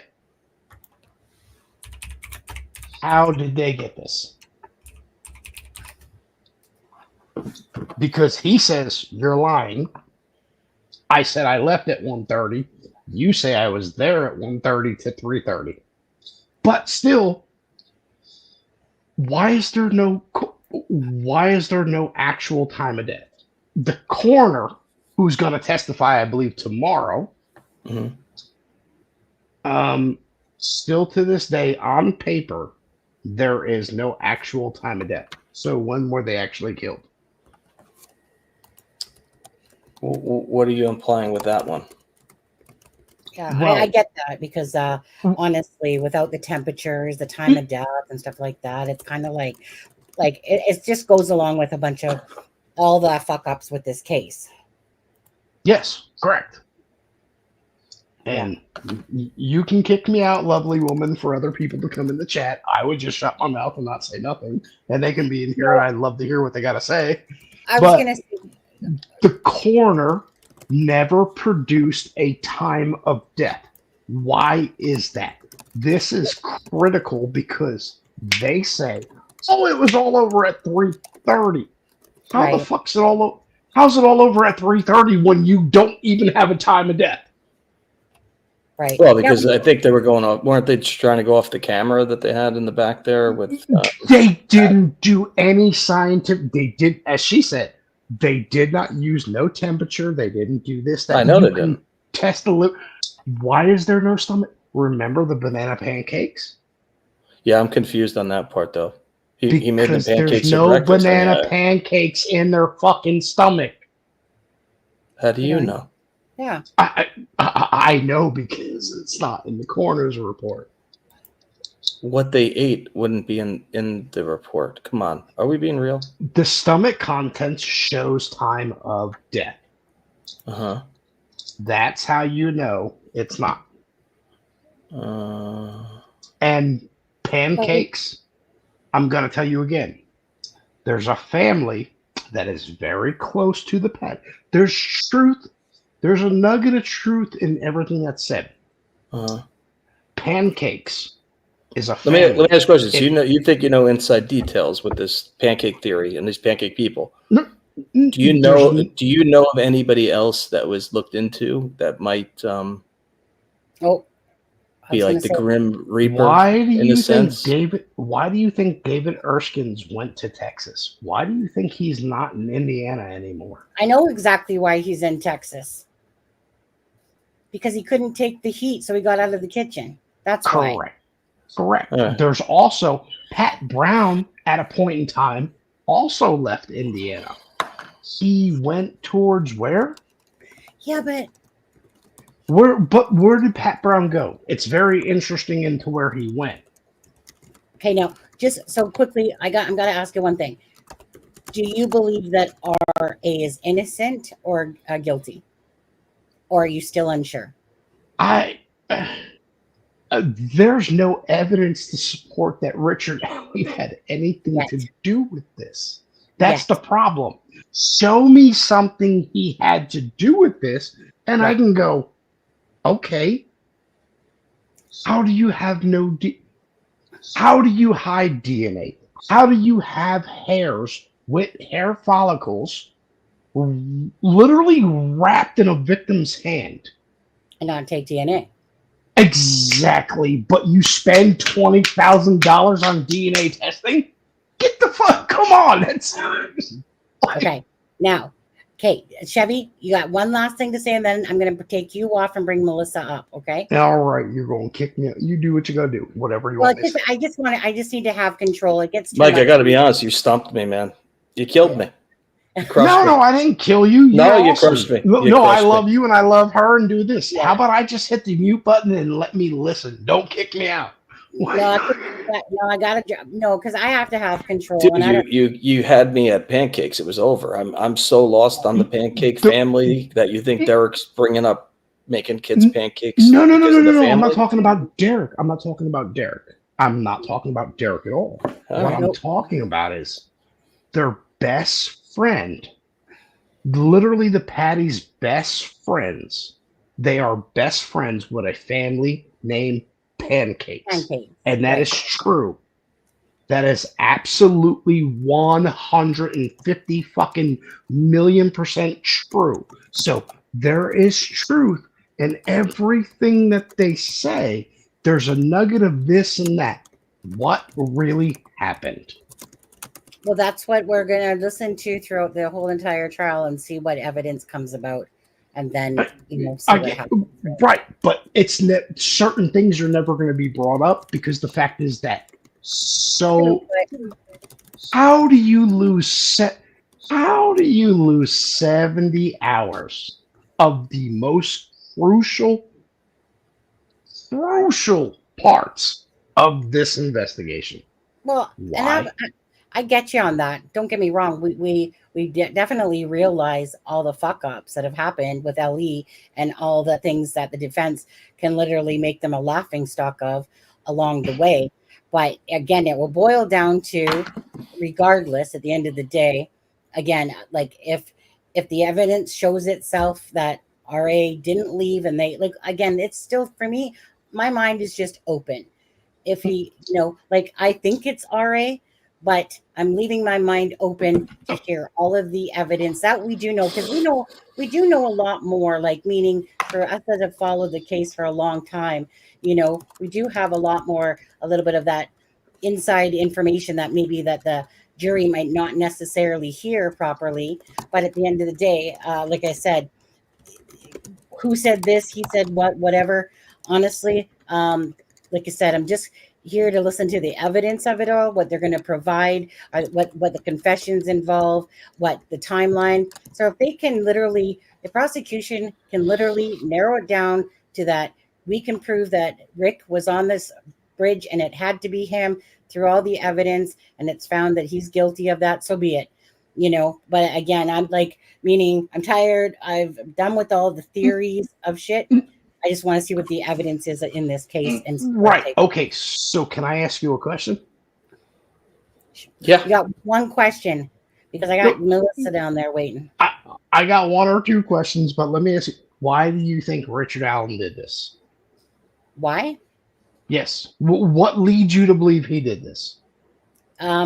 Twisted motherfucker inside of his brain, like a lot of them, and he had some sort of weird fucking fetish. Mike, I will say that he doesn't fit. He doesn't fit the typical profile, but that doesn't mean he didn't do it. Profile. So it doesn't mean he didn't do it. No, he doesn't fit the. But so knowing there's no DNA, so I really knowing there's no DNA evidence, there's no digital for. He has no contact with the girls at all because we cannot at this point believe the defense is lying.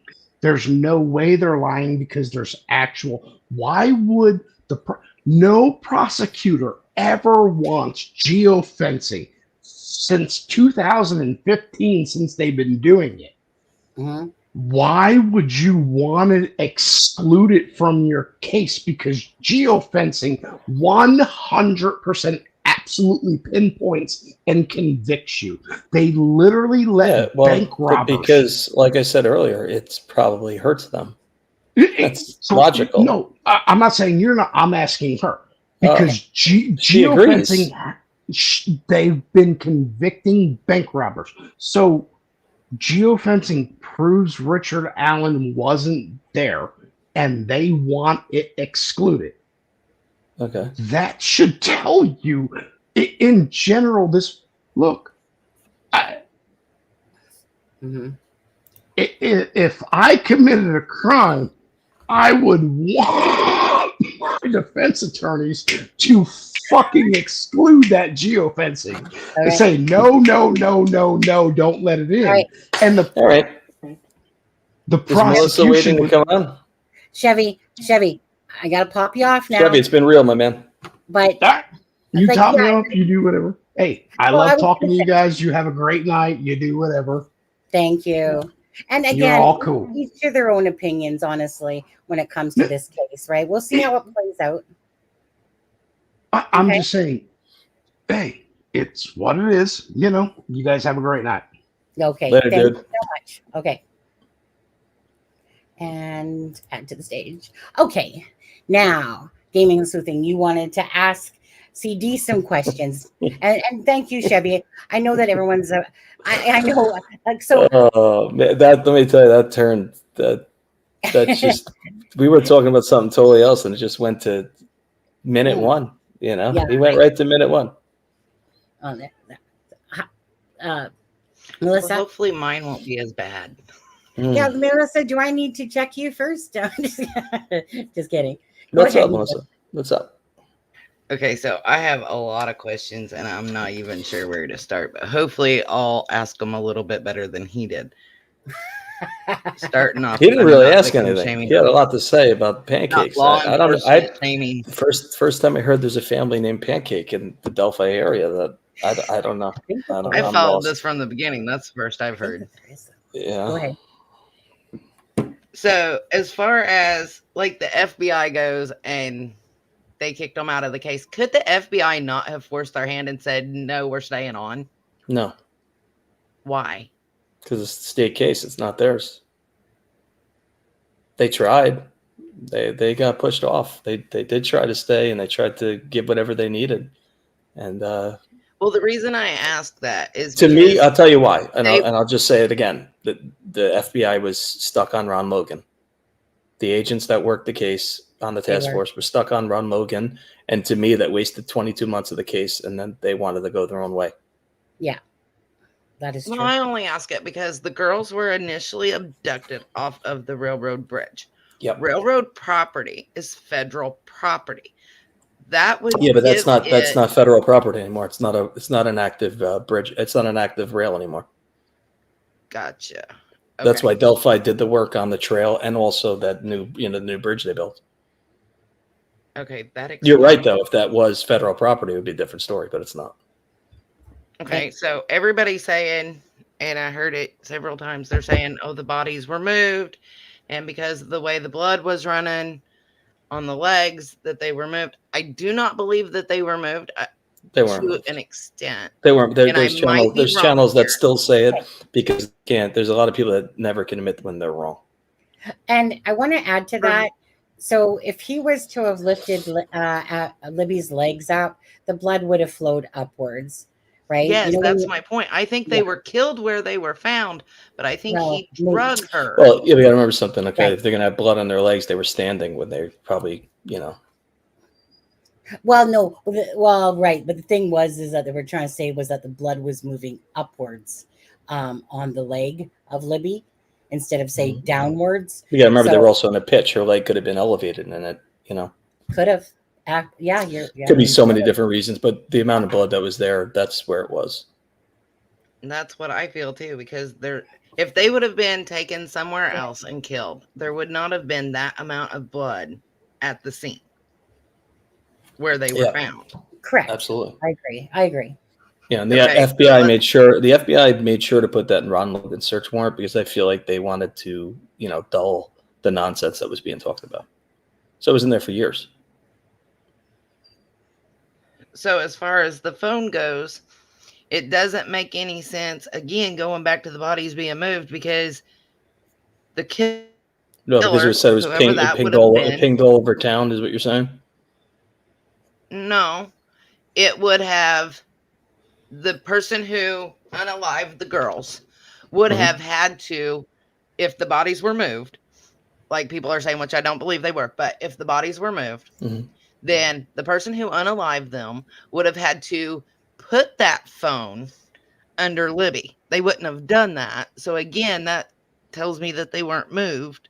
Am I wrong in that thinking? No, you're not. You're not. Because it wasn't in a pocket or anything. It was on the ground. And by the way, I was right about that. So as we heard the news station say here, so in that one longevitated work of art, whatever, they said it was underneath the backside. They said a shoe and a phone was underneath. But so, like we heard them say in this interview, it was under Abby's shoe, the phone, and it had the, God, why can't I think of it again? Which think about that for a second, right? Think about who had the phone on the bridge, Libby, and then it ends up under Abby. Did Libby hand it off to Abby and try to record something? You never know. You never know. I don't think he knew that the phone was there though. Because why wouldn't you just take it and throw it in the creek? Well, right. Think about that. You would throw it right in the creek. I know, because you would think any fucking idiot would, if they saw a phone, they would like instantly, regardless, take that phone, just freaking throw it, get rid of it, not sit there and leave it. You would just throw it in the creek. There's water right there. Yeah. Very hard to find. Very hard to find. You throw it in the water. It doesn't matter if it's only 3 feet. You're gonna that water's murky. It's creeks are like dirty water. Let's be real. Yeah, and also Chevy and whoever else, we can't say that the blood was moving up the face. That seemed like just theorizing about it all, because I've seen the crime scene photos that are out. They're just forgetting that when that happens, it's just and plus she had it's a hose. It's a hose. I think the artery was cut on Libby too. Yeah, but that's a fire hose. I mean, if it's horrifying. She was cut so bad that she was almost decapitated. So it would have been spraying. Now, do you have another question there too, Gamer Melissa? So as far as stick with the phone for a second, the defense seems to be making a big deal out of the phone turned off or didn't ping for so long and then all of a sudden turned back on, and that's why they were moved, yada yada. Remember, it was under her body too. I mean, I looked it up. The iPhone 6s had a 250-hour standby time, so it would stay on. Even depending on how much battery it had, it would stay on. And pinging is not with only 3 towers. It's very hard to get that signal, especially underneath somebody. Think about that. They're laying their whole bodies on top of it. Not that it wouldn't, but it would take a little while to get a ping. Well, see, you kind of answered my question then, because I was going to ask, would the phone being under the shoe and being under Libby affect the signal? Ping? Yeah, it's highly possible. Highly possible. Especially with there was limited cell towers there. People still, I believe, didn't somebody go there, and a few people went there and had trouble getting a signal on their cell phone now, today. So that's, that just tells you. Yeah, on there. And Julie Melvin isn't my rock, and that's not how I roll. Julie Melvin, sorry. Her and Kelly Brown. But they don't understand. You're talking about a massive amount of blood. Somebody's laying down and they're tilted a little bit. The blood's going to flow that way towards their eyes, not down. I mean, it's just the way it is. Yeah, but they're all looking for like, oh yeah, they were moved by 4-wheelers. Stop the bullshit. It's so weird and aggravating. not only But that, people, you know what the problem is? People love hearing weird theories. So that gets people views. They do. And they do. That's exactly right. That's what it comes down to. My thing is this. Think about some of the people that are on that line every morning. Just think about that. They're not there for the real reason they should be. They're there for controversy. So, and I was going to say, just one sec, CD, on this one, because tell me to make sense of this. So the bodies were taken from the private drive, moved, phone goes off, their bodies were somehow placed back there. So their bodies are already there. So with four-wheelers, you know, because you can't drag them. They were four-wheelers. Come on. Well, I was going to say, so let's go stand her up near the F tree, create some blood splatter there. You know, let's go create a pool of blood over here, and let's just place him down over here. Like, that doesn't even make sense. So stupid, right? I mean, so stupid. But that's the only way that would make sense is if they literally took their bodies that were alive at 4:30 in the morning and go here, stand near this tree, slice, and then think about the amount of people that were still out there at night, even though volunteer firemen went home, and a lot of people were still out there. Okay, so I have just a couple more questions. Yeah, go ahead. Yeah. So, as far as the clothes, it's not really a question. It's just kind of my personal feelings and statement as far as why Libby did not have clothes on and Abby had Libby's clothes on. It's a whole lot easier to put clothes that are a little bigger on somebody who's a little smaller, especially when they're wet. True. My opinion is it was done for staging. It was done for staging. It was a shock value. Yeah. That's why one was left naked. And the other was probably just exhaustion and I'm done, you know? That happens. All the adrenaline just wears off. So the geofencing. I don't quite understand what geofencing is. So does it pinpoint like where you're at? Is it like a better ping on a phone? What is it? All right, let me give you the definition because it's just easier, right? Geofencing is using the GPS of the phone, okay? But the definition is the use of GPS or RFID technology to create a virtual geographic boundary. So think of like the blurts, the circles, you know, the location of that device. Like, do you have an iPhone? Do you have Find My on it where like you can see your family members? No, I have Android, but I have like what's that one called where it tracks you where you go? Yeah, Life 360. Like you can see where your kids are. That's basically geofencing in a nutshell. That's, you know, you're able to see the device. You're able to see the device moving. It's just it's the data, you know. So when a device leaves a particular area, it will geofencing turn the lights off when you leave. Like that's part of geofencing. Like when you leave your location and your lights going off, it's using the same technology that the phone's using to create the data. Does that make sense? Yeah. So why would they want that out? Wouldn't the prosecution want that? Why do you think that? Well, what if his phone shows him not there at that time? That would make sense, right? Why they wouldn't want it in? Yeah, I mean, that makes sense, but I would think they'd want the person who's truly no. Yeah. And listen, geofence, it's not a perfect science either. You know, it isn't, because sometimes that location it's giving you is a lot bigger than it's supposed to be. Take Ron Logan's search warrant. In one of the FBI statements, he was on the bridge, but he was also on his property at the same time. That tells you how big that geofencing circle was at that time. It's not the perfect science. Okay, that makes more sense than what I was thinking it was then. Yeah, I mean that's so just... the hair. Mm-hmm. That is one spot that I'm stuck, because I am a woman, and if I have hair on my hand, it drives me nuts and I have to get it off. So I'm to believe that the hair got wrapped around her fingers through her going through the creek, and through her being unalive, through her fighting for her life, through her being undressed, through everything that happened, that hair stayed on her hand.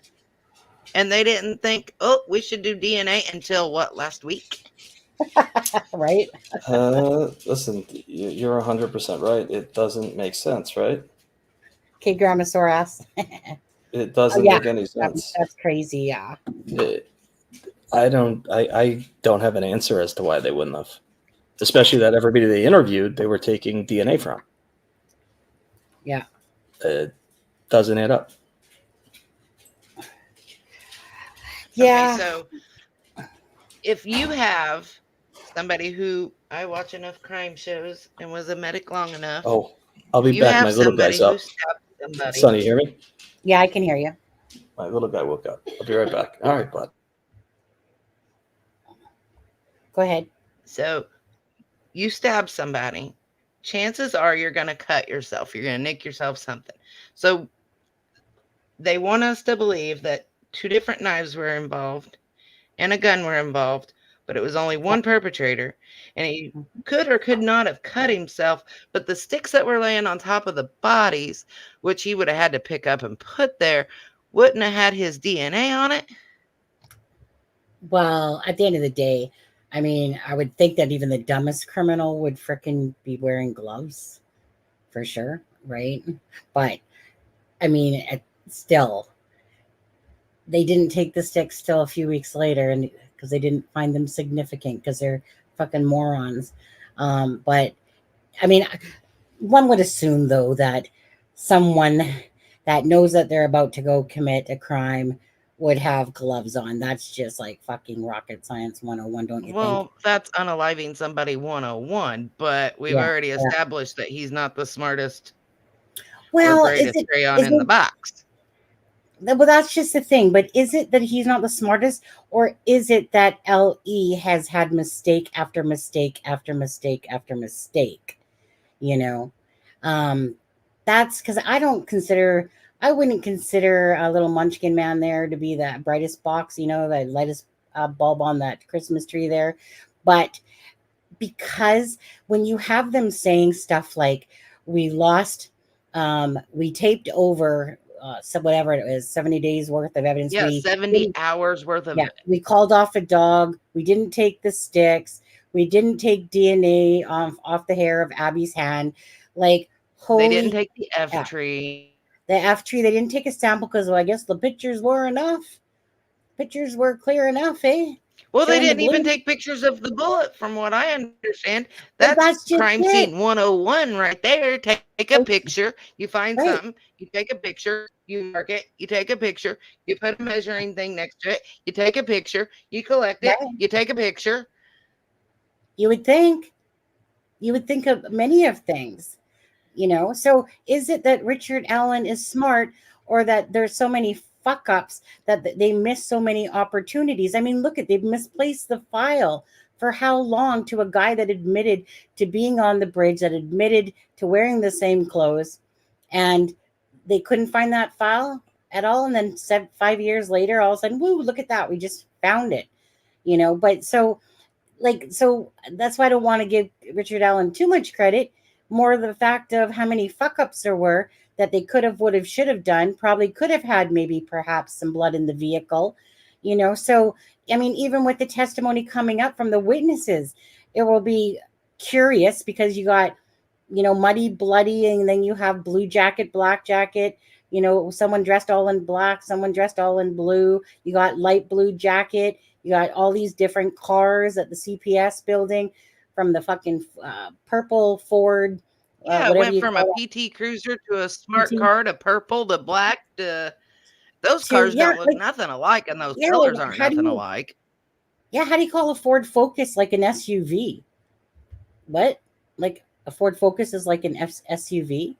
To a Comet? Yeah, like so at the end of the day, all I feel about this case is that the prosecution better be able to have something in the confession that they can tie Richard Allen to that bridge. And I think it really comes down to this. I really think it comes down to the testimony of the witnesses. And if the jury believes that, yes, this was the guy that had the gray hair, about 5'6", 5'7", it is going to really come down to them sitting there going, okay, so we can't see a face on the video, but we can see that this person's wearing the blue jacket, blue jeans, and to whatever Richard Allen has admitted to, because I'm going to be curious that the defense is trying to say that he wasn't there at 2:15 while holding up a phone saying that the evidence is in the phone, and basically the prosecution's case is going to crumble once, like the evidence of his phone's going to be shown. So But that's the thing. If they say that the evidence is in the phone, but then they don't bring the phone data in proving where he was at. In the geofencing. I'm not a prosecutor, but common sense tells me if I don't know the answer to the question, I'm sure as heck not going to ask it. Well, I mean, I guess it will be curious because, if they have the phone that he was looking at his fucking stock ticker, and on the bridge. So if he has a phone that has him kind of looking at his stock ticker and what time he left out of that area, did he shut that one down? I don't know. Like, I'll be curious because I don't know enough about that whole technology of, how if they can tell if your phone, I don't know about all that stuff. Like, whatever. Well, I mean, like the newer phones, they can tell you if you fell. I mean, they can tell you, you rolled 360 degrees and you got up on your left foot and all that, but that wasn't the case back then. But I really don't see how they're going to prove it at this point without getting the phone information in. I was going to say, hold on a second here. I do have something that I was going to show tonight, but I don't think I have enough time to. Just give me a second. It's from my own channel here. Okay, let me just go to it. 1 second here. Well, while you're looking that up, can I ask my last question? Yeah, of course. So the bandana, the handkerchief, whatever it's being called, like you said a while ago, if it was a face covering, it's going to have DNA from spit, from talking, and all that. But correct me if I'm wrong, didn't one of the witnesses way back when say that the guy that they passed on the trails had a bandana around his face? So wouldn't you think that you would DNA test that as well, since you have a witness saying, oh, so the guy we passed had a face covering on, like a bandana. Yeah. And then there's a bandana close to the girls. Maybe we should test this for DNA. Well, they would have to think to do that. If they can't think to do the hair, why would they think to do that? I mean, honestly, this case has been a fucking joke through and through. And to me, I've just been looking forward to this day to see what evidence that the prosecution has. So if they can nail Richard Allen to this crime and prove that he did this crime, not because I want it to be Richard Allen, I just want it to be, let the evidence show that Richard Allen could have been the only person that could have committed this crime, and they have the confessions and the evidence to prove that. And if they don't, then so be it. I mean, again, this case has been so fucked up. I don't know, my hole for my head in the ground on this one, how it's going to turn out. If it's going to turn out to be a guilty man that gets let off, if it's going to be a guilty man that's charged because he is guilty, if it's going to be that Richard Allen is not even the right person. I'll be curious to that. So I mean, in front of me here, maybe I'll play this tomorrow. So basically this one has all the names, okay, of your witnesses. This is when they kind of fucked up and they put out all the names, but at this point it doesn't really matter because we already know who the victim, Betsy Blair, Riley Voorhees, and whatever her name is, I think Anna, somebody or another, on there. But the part that I kind of wanted to go to on this, and I think it's just a little bit later. So this is the PCA that has all the names, even names that sometimes people probably forget. So I might bring this one up tomorrow, but I wanted to go to, let's see here. Are we done? I'm just trying to see where it is. Significant agreement. Okay, wait. Richard Allen's firearms. Let me see. The Because man I seen by want Betsy Blair, the RB, real BW, person and who did AS. this to be charged and to be convicted, because that's what's going to be true justice. And do I think Richard Allen did it? If I'm being completely honest, yes, I think he's the guy, but no, I don't think the state's going to be able to prove their case because law enforcement fumbled the ball so much. Well, and that just might be true. Betsy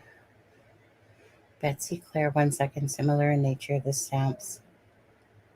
I think it was what I was trying to get was the confession part. Just give the me confessions, though. The defense is probably going to say, well, he made the confessions after they fed him information during the interviews, and that's why it has stuff that only the killer would know because the cops fed it to him. I think the timing of those confessions is going to be key to whether or not the jury puts weight in what he said.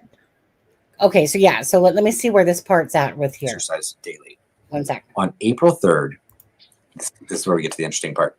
On April 3rd, 2023, Richard M. Allen made a phone call to his wife, Kathy Allen. In that phone call, Richard M. Allen admits several times that he killed Libby and Abby. Investigators had the phone calls transcribed, and the transcription confirms that Richard M. Allen admits he committed the murders of Abigail Williams and Liberty German. He admits several times within the phone call that he committed the offense as charged. His wife, Kathy Allen, ends the phone call abruptly. Wow. Hold on, we got to take a breather on that one. Yeah. Okay. That's why I don't want to skip over it. But did he say he committed it as charged, or did he give details? Well, that's just what I was going to say. Okay. And probably why he broke his tablet. Okay. So it said soon after, attorneys for Richard M. Allen filed an emergency motion to modify the safekeeping order. In that motion, the defense states that Richard M. Allen mental state has declined because Westfield Correction Facility, whatever, is unfit and that he should be moved. Defense also makes allegations that his mental health has declined to the point where Richard Allen has been deprived of his constitutional rights. Richard M. Allen was wetting down paperwork. So basically, just to get to the bones of it again, is that Nick McClelland says that in the confessions, and this is where on the 3rd, right, where he tells his wife and his mother what he's done. Now, this is probably where all this stuff comes about, where he says about what's in the crime scene, because Nick McClelland said that basically he's basically said only something the killer would know. Now, so I'm assuming that those are in these start of the confessions, because it was only after these confessions he started having his mental breakdowns, losing the weight, all of that stuff. He wouldn't pick up, or he wasn't making any more phone calls, right? Because his wife, Kathy Allen, ends the phone call abruptly. And then, so for a while there, he's going through this whole thing. And then when was it? It's in here. But then soon after he sees like a psychotherapist or whoever it freaking is, then all of a sudden, he starts coming back to the way he was before the breakdown, after the confessions. So I think this is where it's going to bite him in the ass, is if it's in these part of the confessions, because these were, like they said, they weren't, forced. They weren't anything. He just willingly was telling his wife and his mother about the crimes that he committed multiple times. So again, only the killer would know. That's where this is going to come into play. If there's stuff in those recordings at the start there, before his mental breakdown that he was having, and that there was no coercion to tell his wife or tell his mother and stuff like that, that's going to seal his fate with the jury. If he talks about stuff about the crime scene that only the killer would know, then they're going to take that evidence about him being on the bridge, the guy in the blue, the bullet, and they're going to take all that with that and then find a guilty verdict. That's my prediction if it goes that way. What do you think? Well, I can see it going that way, but I can also see the defense saying, well, he admitted to killing his wife and his family and his grandkids, and he doesn't have grandkids, and his wife is here in court, and yada, yada, yada. But just because he said that, he may not have meant literally. Could he have meant figuratively? I have destroyed my family because of what I've done. Thus, I've killed my family. They're no longer a family. He no longer has contact with his daughter. His wife has left her home and left her job. He's putting his mom through all this. Could it be he's talking figuratively and not literally when he says he killed his family and his grandkids? Meaning he's not going to have a connection with his grandkids if there ever are any because of his actions. I think the timing, what is said, is all going to be key to the confessions. And if the jury says that they believe the confessions, then I believe they're going to find him guilty. But I think if they say, oh, he meant it literally, they're going to find him not guilty, but yet I think he's the one that did it. I think the big difference here is that there's a difference between willingly talking to his wife and his mother at the start of his incarceration, and then having this, after his wife basically hangs up on him and he goes through this mental breakdown, and then other confessions happen after that, especially if he's talking to his attorneys and they're trying to, of course, they're like, fuck, the guy literally confessed. How do we throw this out? Well, so he throws those confessions in there down the road. Yeah, I killed my whole family. I did this, because they're not going to, what I mean? They're going to try to take away from that. So whether Richard Allen, I'm not saying that Richard Allen isn't got some Fruit Loop shit going on in his brain, but at the start of when he was incarcerated and brought over, right, he willingly said those. So those other crazy Looney Toony confessions might not even come into play when they realize that he was determined as not having any mental health issues, by the freaking doctor there, that he didn't need whatever it was, the medication. So do you see what I'm saying is that, at the start, confessions. So if those are the truest confessions and they have the most detail in them, and then you got some psychobabble going on throughout it, knowing full well anyone taken from their wonderful land of freedom and then placed in a freaking prison, and then, obviously if they're trying to get those confessions thrown out, you don't think that someone's going to play that card? That's what I'm kind of saying, is that those confessions would have happened after the fact. So to me, what's going to count the most is kind of like the crime scene or whatever, everything that kind of happened at the time. And these confessions, if they hold weight, will give that evidence probably that I'm thinking about specific details about the crime that will convict his ass. And he can be a Looney Tune and confess 59 other times.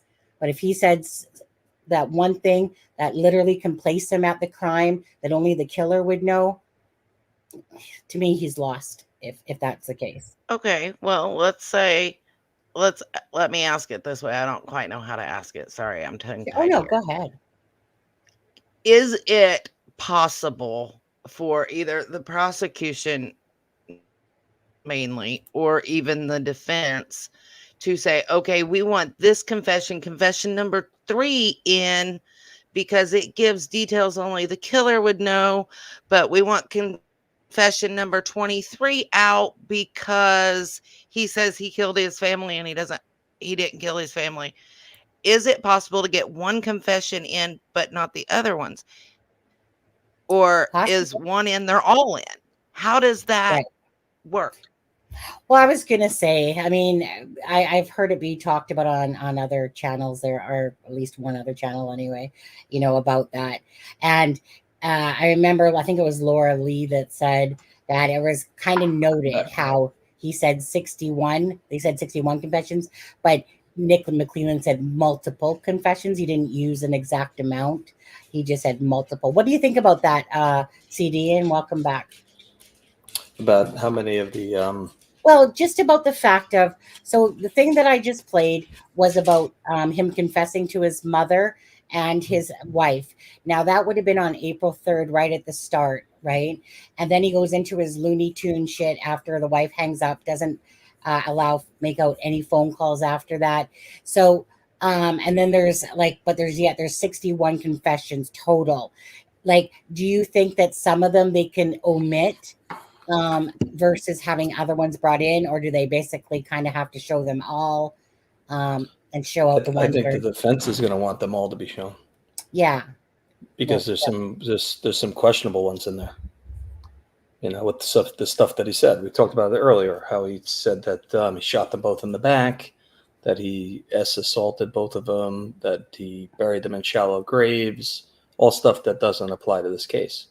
right. See, and those are the April 5th, confessions I think the defense is going to want in, and the prosecution's going to want out, and then Oh, the prosecution's going to want the ones where he's knows exactly. details only the killer would exactly. know. Yeah, it's a Quotation pissing marks match. there.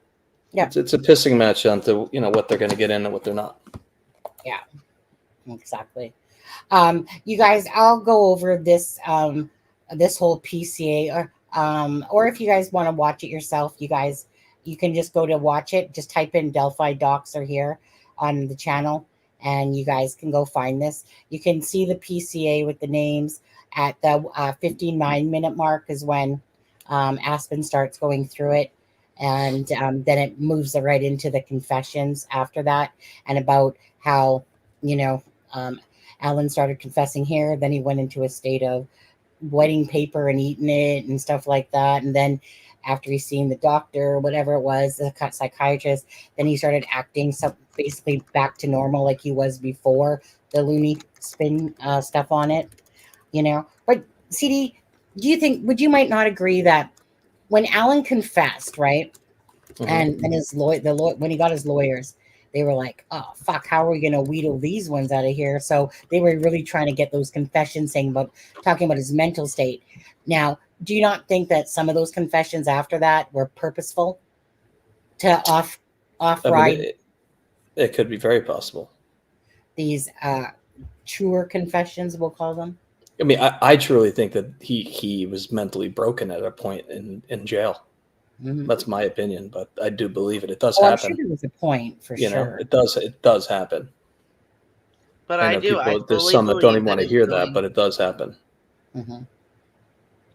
I fully believe it's going to come down to how much weight the jury puts into the confessions. I don't think this is going to be decided by a bullet. I think it's going to be, how does the jury view the confessions, whichever ones come in? Because if I'm the prosecutor, I'm not going to bring 61 different confessions. I'm not. I'm going to pick Prosecution and won't. choose. And If that bullet was a fired shell casing with markings, much different than the unspent round. Much different. Well, let me ask you this, to both of you guys. So the confessions were brought in. What if these confessions? So before he confessed, he was already being charged. Do you think that if they didn't have confessions, that honestly it would be a crapshoot, pretty much, I think it's still a crapshoot. Yeah, I do, because you're going to have counter confessions there, unless the information he gave is exactly what happened.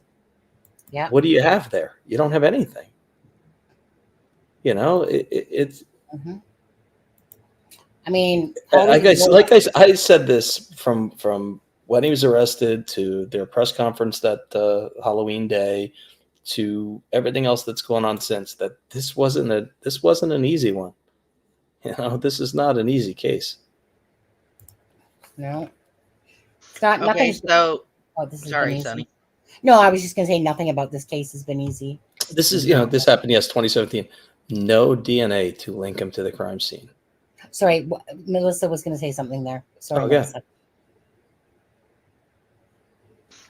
I don't remember exactly what I was going to say because I had two things left and I only remember one of them. So I watch, like Snapped and the First 48 and stuff like that. And they bring in this little machine and it like scans the area and it makes a like blueprint, I guess is the word I'm looking for. Yeah. Of the scene. Yep. I know that Indiana is a broke state. I know that they've spent like, what is it, like $4 million on this trial. That's what I remembered. Yeah, it's so, like 4.3 why million did they or some not, crazy number. if the state police were helping, why did they not bring that in at least to show something? And if the jury comes back hung jury, they can't make up their mind, do you think that they will waste the money to try him again? No. And I don't mean waste the money. I don't think the county can afford to retry this again. That's just my view. But you know, even back in 2022 when they were talking about funding and everything else, it was going to be hard to do. They're doing it once. I don't know how they're going to do it a second time. So if the jury comes back hung and the state or the county or whoever, the state of Indiana is the one charging him, and they don't recharge him, like retry the case, does he just go about his, is that essentially that he's not guilty, or how does that? If they decide not to go for a second trial, it's over. Yeah, it's over. Yeah, it's over. You know, it's like what's that case? What's that case in Massachusetts? The woman that ran over the cop supposedly, Karen Reed. Yeah, they're trying that one again, but it was questionable if they were gonna. But you know, they're trying that one again. I don't see them having the money to do this twice. I just don't. Does jeopardy attach if it's a hung jury? No, it's the first time. Oh, hung jury? No. That's different. You're talking about double jeopardy. No, yeah, hung jury. It's they could try him again. Who'd they try like 3 times? Who was it that they tried like 3 times? I forget. Didn't they try somebody like 3 times from a hung jury? 1 hour 12. I give the girls so many coats. This case is giving me Stephen Avery vibes. Yeah, this is a weird. This is you know, it's been a weird one from day one. It has. Yeah. Floyd County tried David Camp. Yeah, no, I mean, I just don't know where I think the county would want to. I just don't know if they really have the funding or not. I mean, they're riding with a skeleton crew as deputies, 2 guys on the road in a massive county. You know, just they don't have a lot of money. You're not thinking of David Cam, the one that they tried 3 or 4 times. Somebody said Floyd County tried David Cam 3 times. I don't even know what David Cam is. Who is he? David Cam supposedly killed his wife, and it was a screwed up case. Is that where they had like they actually had a lot of evidence against him, but they couldn't get him? Yeah, they did. I knew the case. I don't remember the name. He was a CO, and there was a sweatshirt that had, I don't remember if it had blood on it or if it had the weapon wrapped in it, and it came back, it was from an inmate and all kinds of stuff. It's kind of an interesting case, but it's an old one. But I'm going to get off here. I just had those questions and I wanted somebody to answer them that knew a little bit more than I know. I mean, I know quite a bit about crime, but some of these I just can't wrap my head around. It's always nice to have, like when CD and Alexa and stuff, criminal profilers, you know, retired police officers and stuff like that. Stuff that, you know, that they can help out with details that we just simply don't know. Like CD, obviously, like I said, talking about and Alexa too, you know, with crime scenes and their different experiences and expertise and stuff like that. So. When is Alexa coming up? Is Alexa coming up now? She's here hanging out. Where are you, Alexa? I don't know. Does Alexa, do you have a little bit of time? No longer than half an hour? Well, I'm going to hop down. Okay, thank you so much for answering my questions and letting me talk through it. That's why I said it was too much to type. Yeah, all good. Yeah, no problem. All right. Chevy and gaming there. Thank you guys for giving your thoughts and opinions on stuff. Even if people don't agree, again, everyone's still entitled to their own opinion. But I have to always insist, though, that the one thing we don't do is talk about the family for blaming or thinking that they had any involvement in it. If anyone had any involvement in this whole shit case, it's the LE and how they've handled it. And definitely there's always going to be inconsistencies and stuff like that. But it's a matter of real, like keeping it real, right? No sisters. Gotta keep it real. I don't know what happened before. I vowed, yeah, let's put him up, and he just went to a different level with going to step one. He was going for the minute one. I get it. I get people have questions. I get it.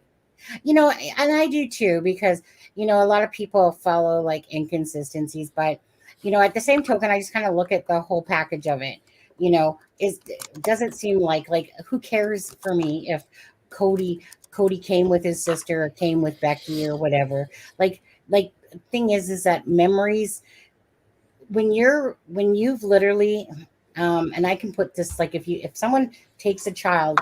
Chevy, do you have children, by the way?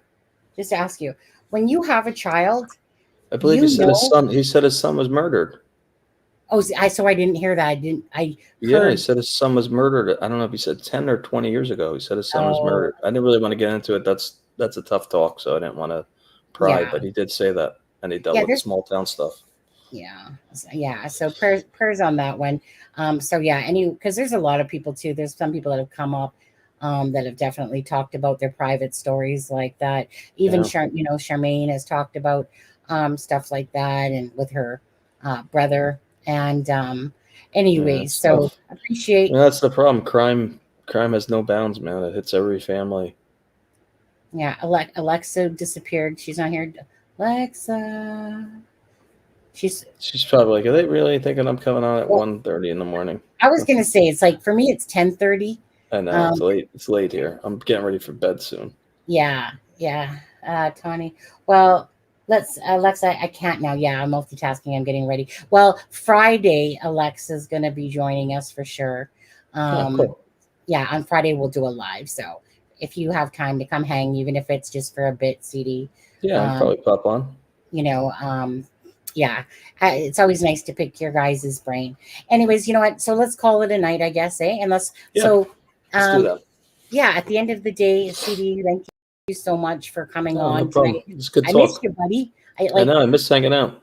I miss hanging out. I know that, like I said, my life's been busy and stuff like that, but same here. Yeah, I feel like I'm just juggling, but it's fun. I still remember when we met. We met on Sleuths channel. Yeah, Sleuths. Yeah. True. But no, it's always switched it up. Look at this little. What do you got now? Ginger ale. Ooh, Canada Dry. It's good stuff. No, ginger ale's great. Look, Canada. Canada. Yeah, see, I'm drinking your native drink. Where is the damn thing? Here we go. I'm drinking Splash Water. This one is nice. It's like just 0 sugar, but I think this one's multiple berry, but there's like lemon and stuff. Yeah.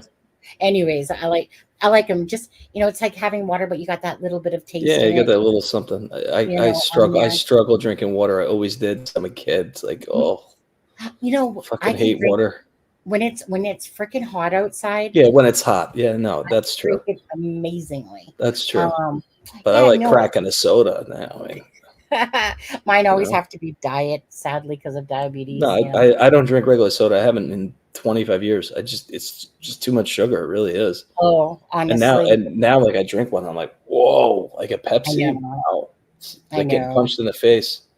Yeah, especially if you're like diabetic, you have those little sugar spikes and kind of makes you feel like out of touch for a second. Oh, I'm sure. Yeah, you probably go fucking flying from a soda. That's got to be trippy. Anyways, so what time are you going on Friday?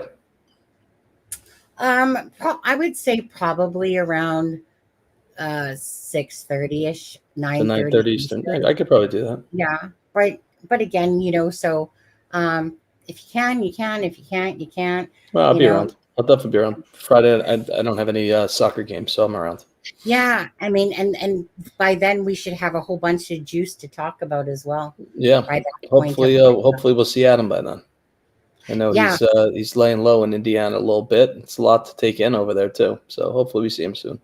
Yeah, exactly. So yeah, I'm Adam. For anyone that's calling, like Adam did message me today, but Yeah, I mean, well, I'll talk to him soon, but he's definitely struggling with That's a the lot to emo- take in. the It is. emotions of the case. Everybody's got to think about it because, like I said from the beginning, it's real, and he's seeing families' emotions and everything else. That's a Well, tough task. I give him credit for being there. yeah, and I'm pretty sure that he has talked with Carrie. I would probably bet. So, Yeah. I'm pretty sure he's probably talked to Carrie, and obviously being around Libby's mom. I get it if you're in there It's and it's tough. emotional It's stuff, tough. but Yeah. I at can the only end of imagine what she's going through because she's kind of alienated from all of them, and it's tough. yeah, Not easy. I was gonna say, and then all these years, 7.5 years.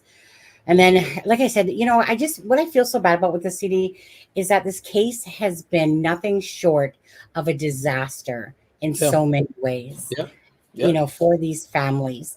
And she was treated like shit by She law was treated enforcement. like Absolute shit. yeah. She was.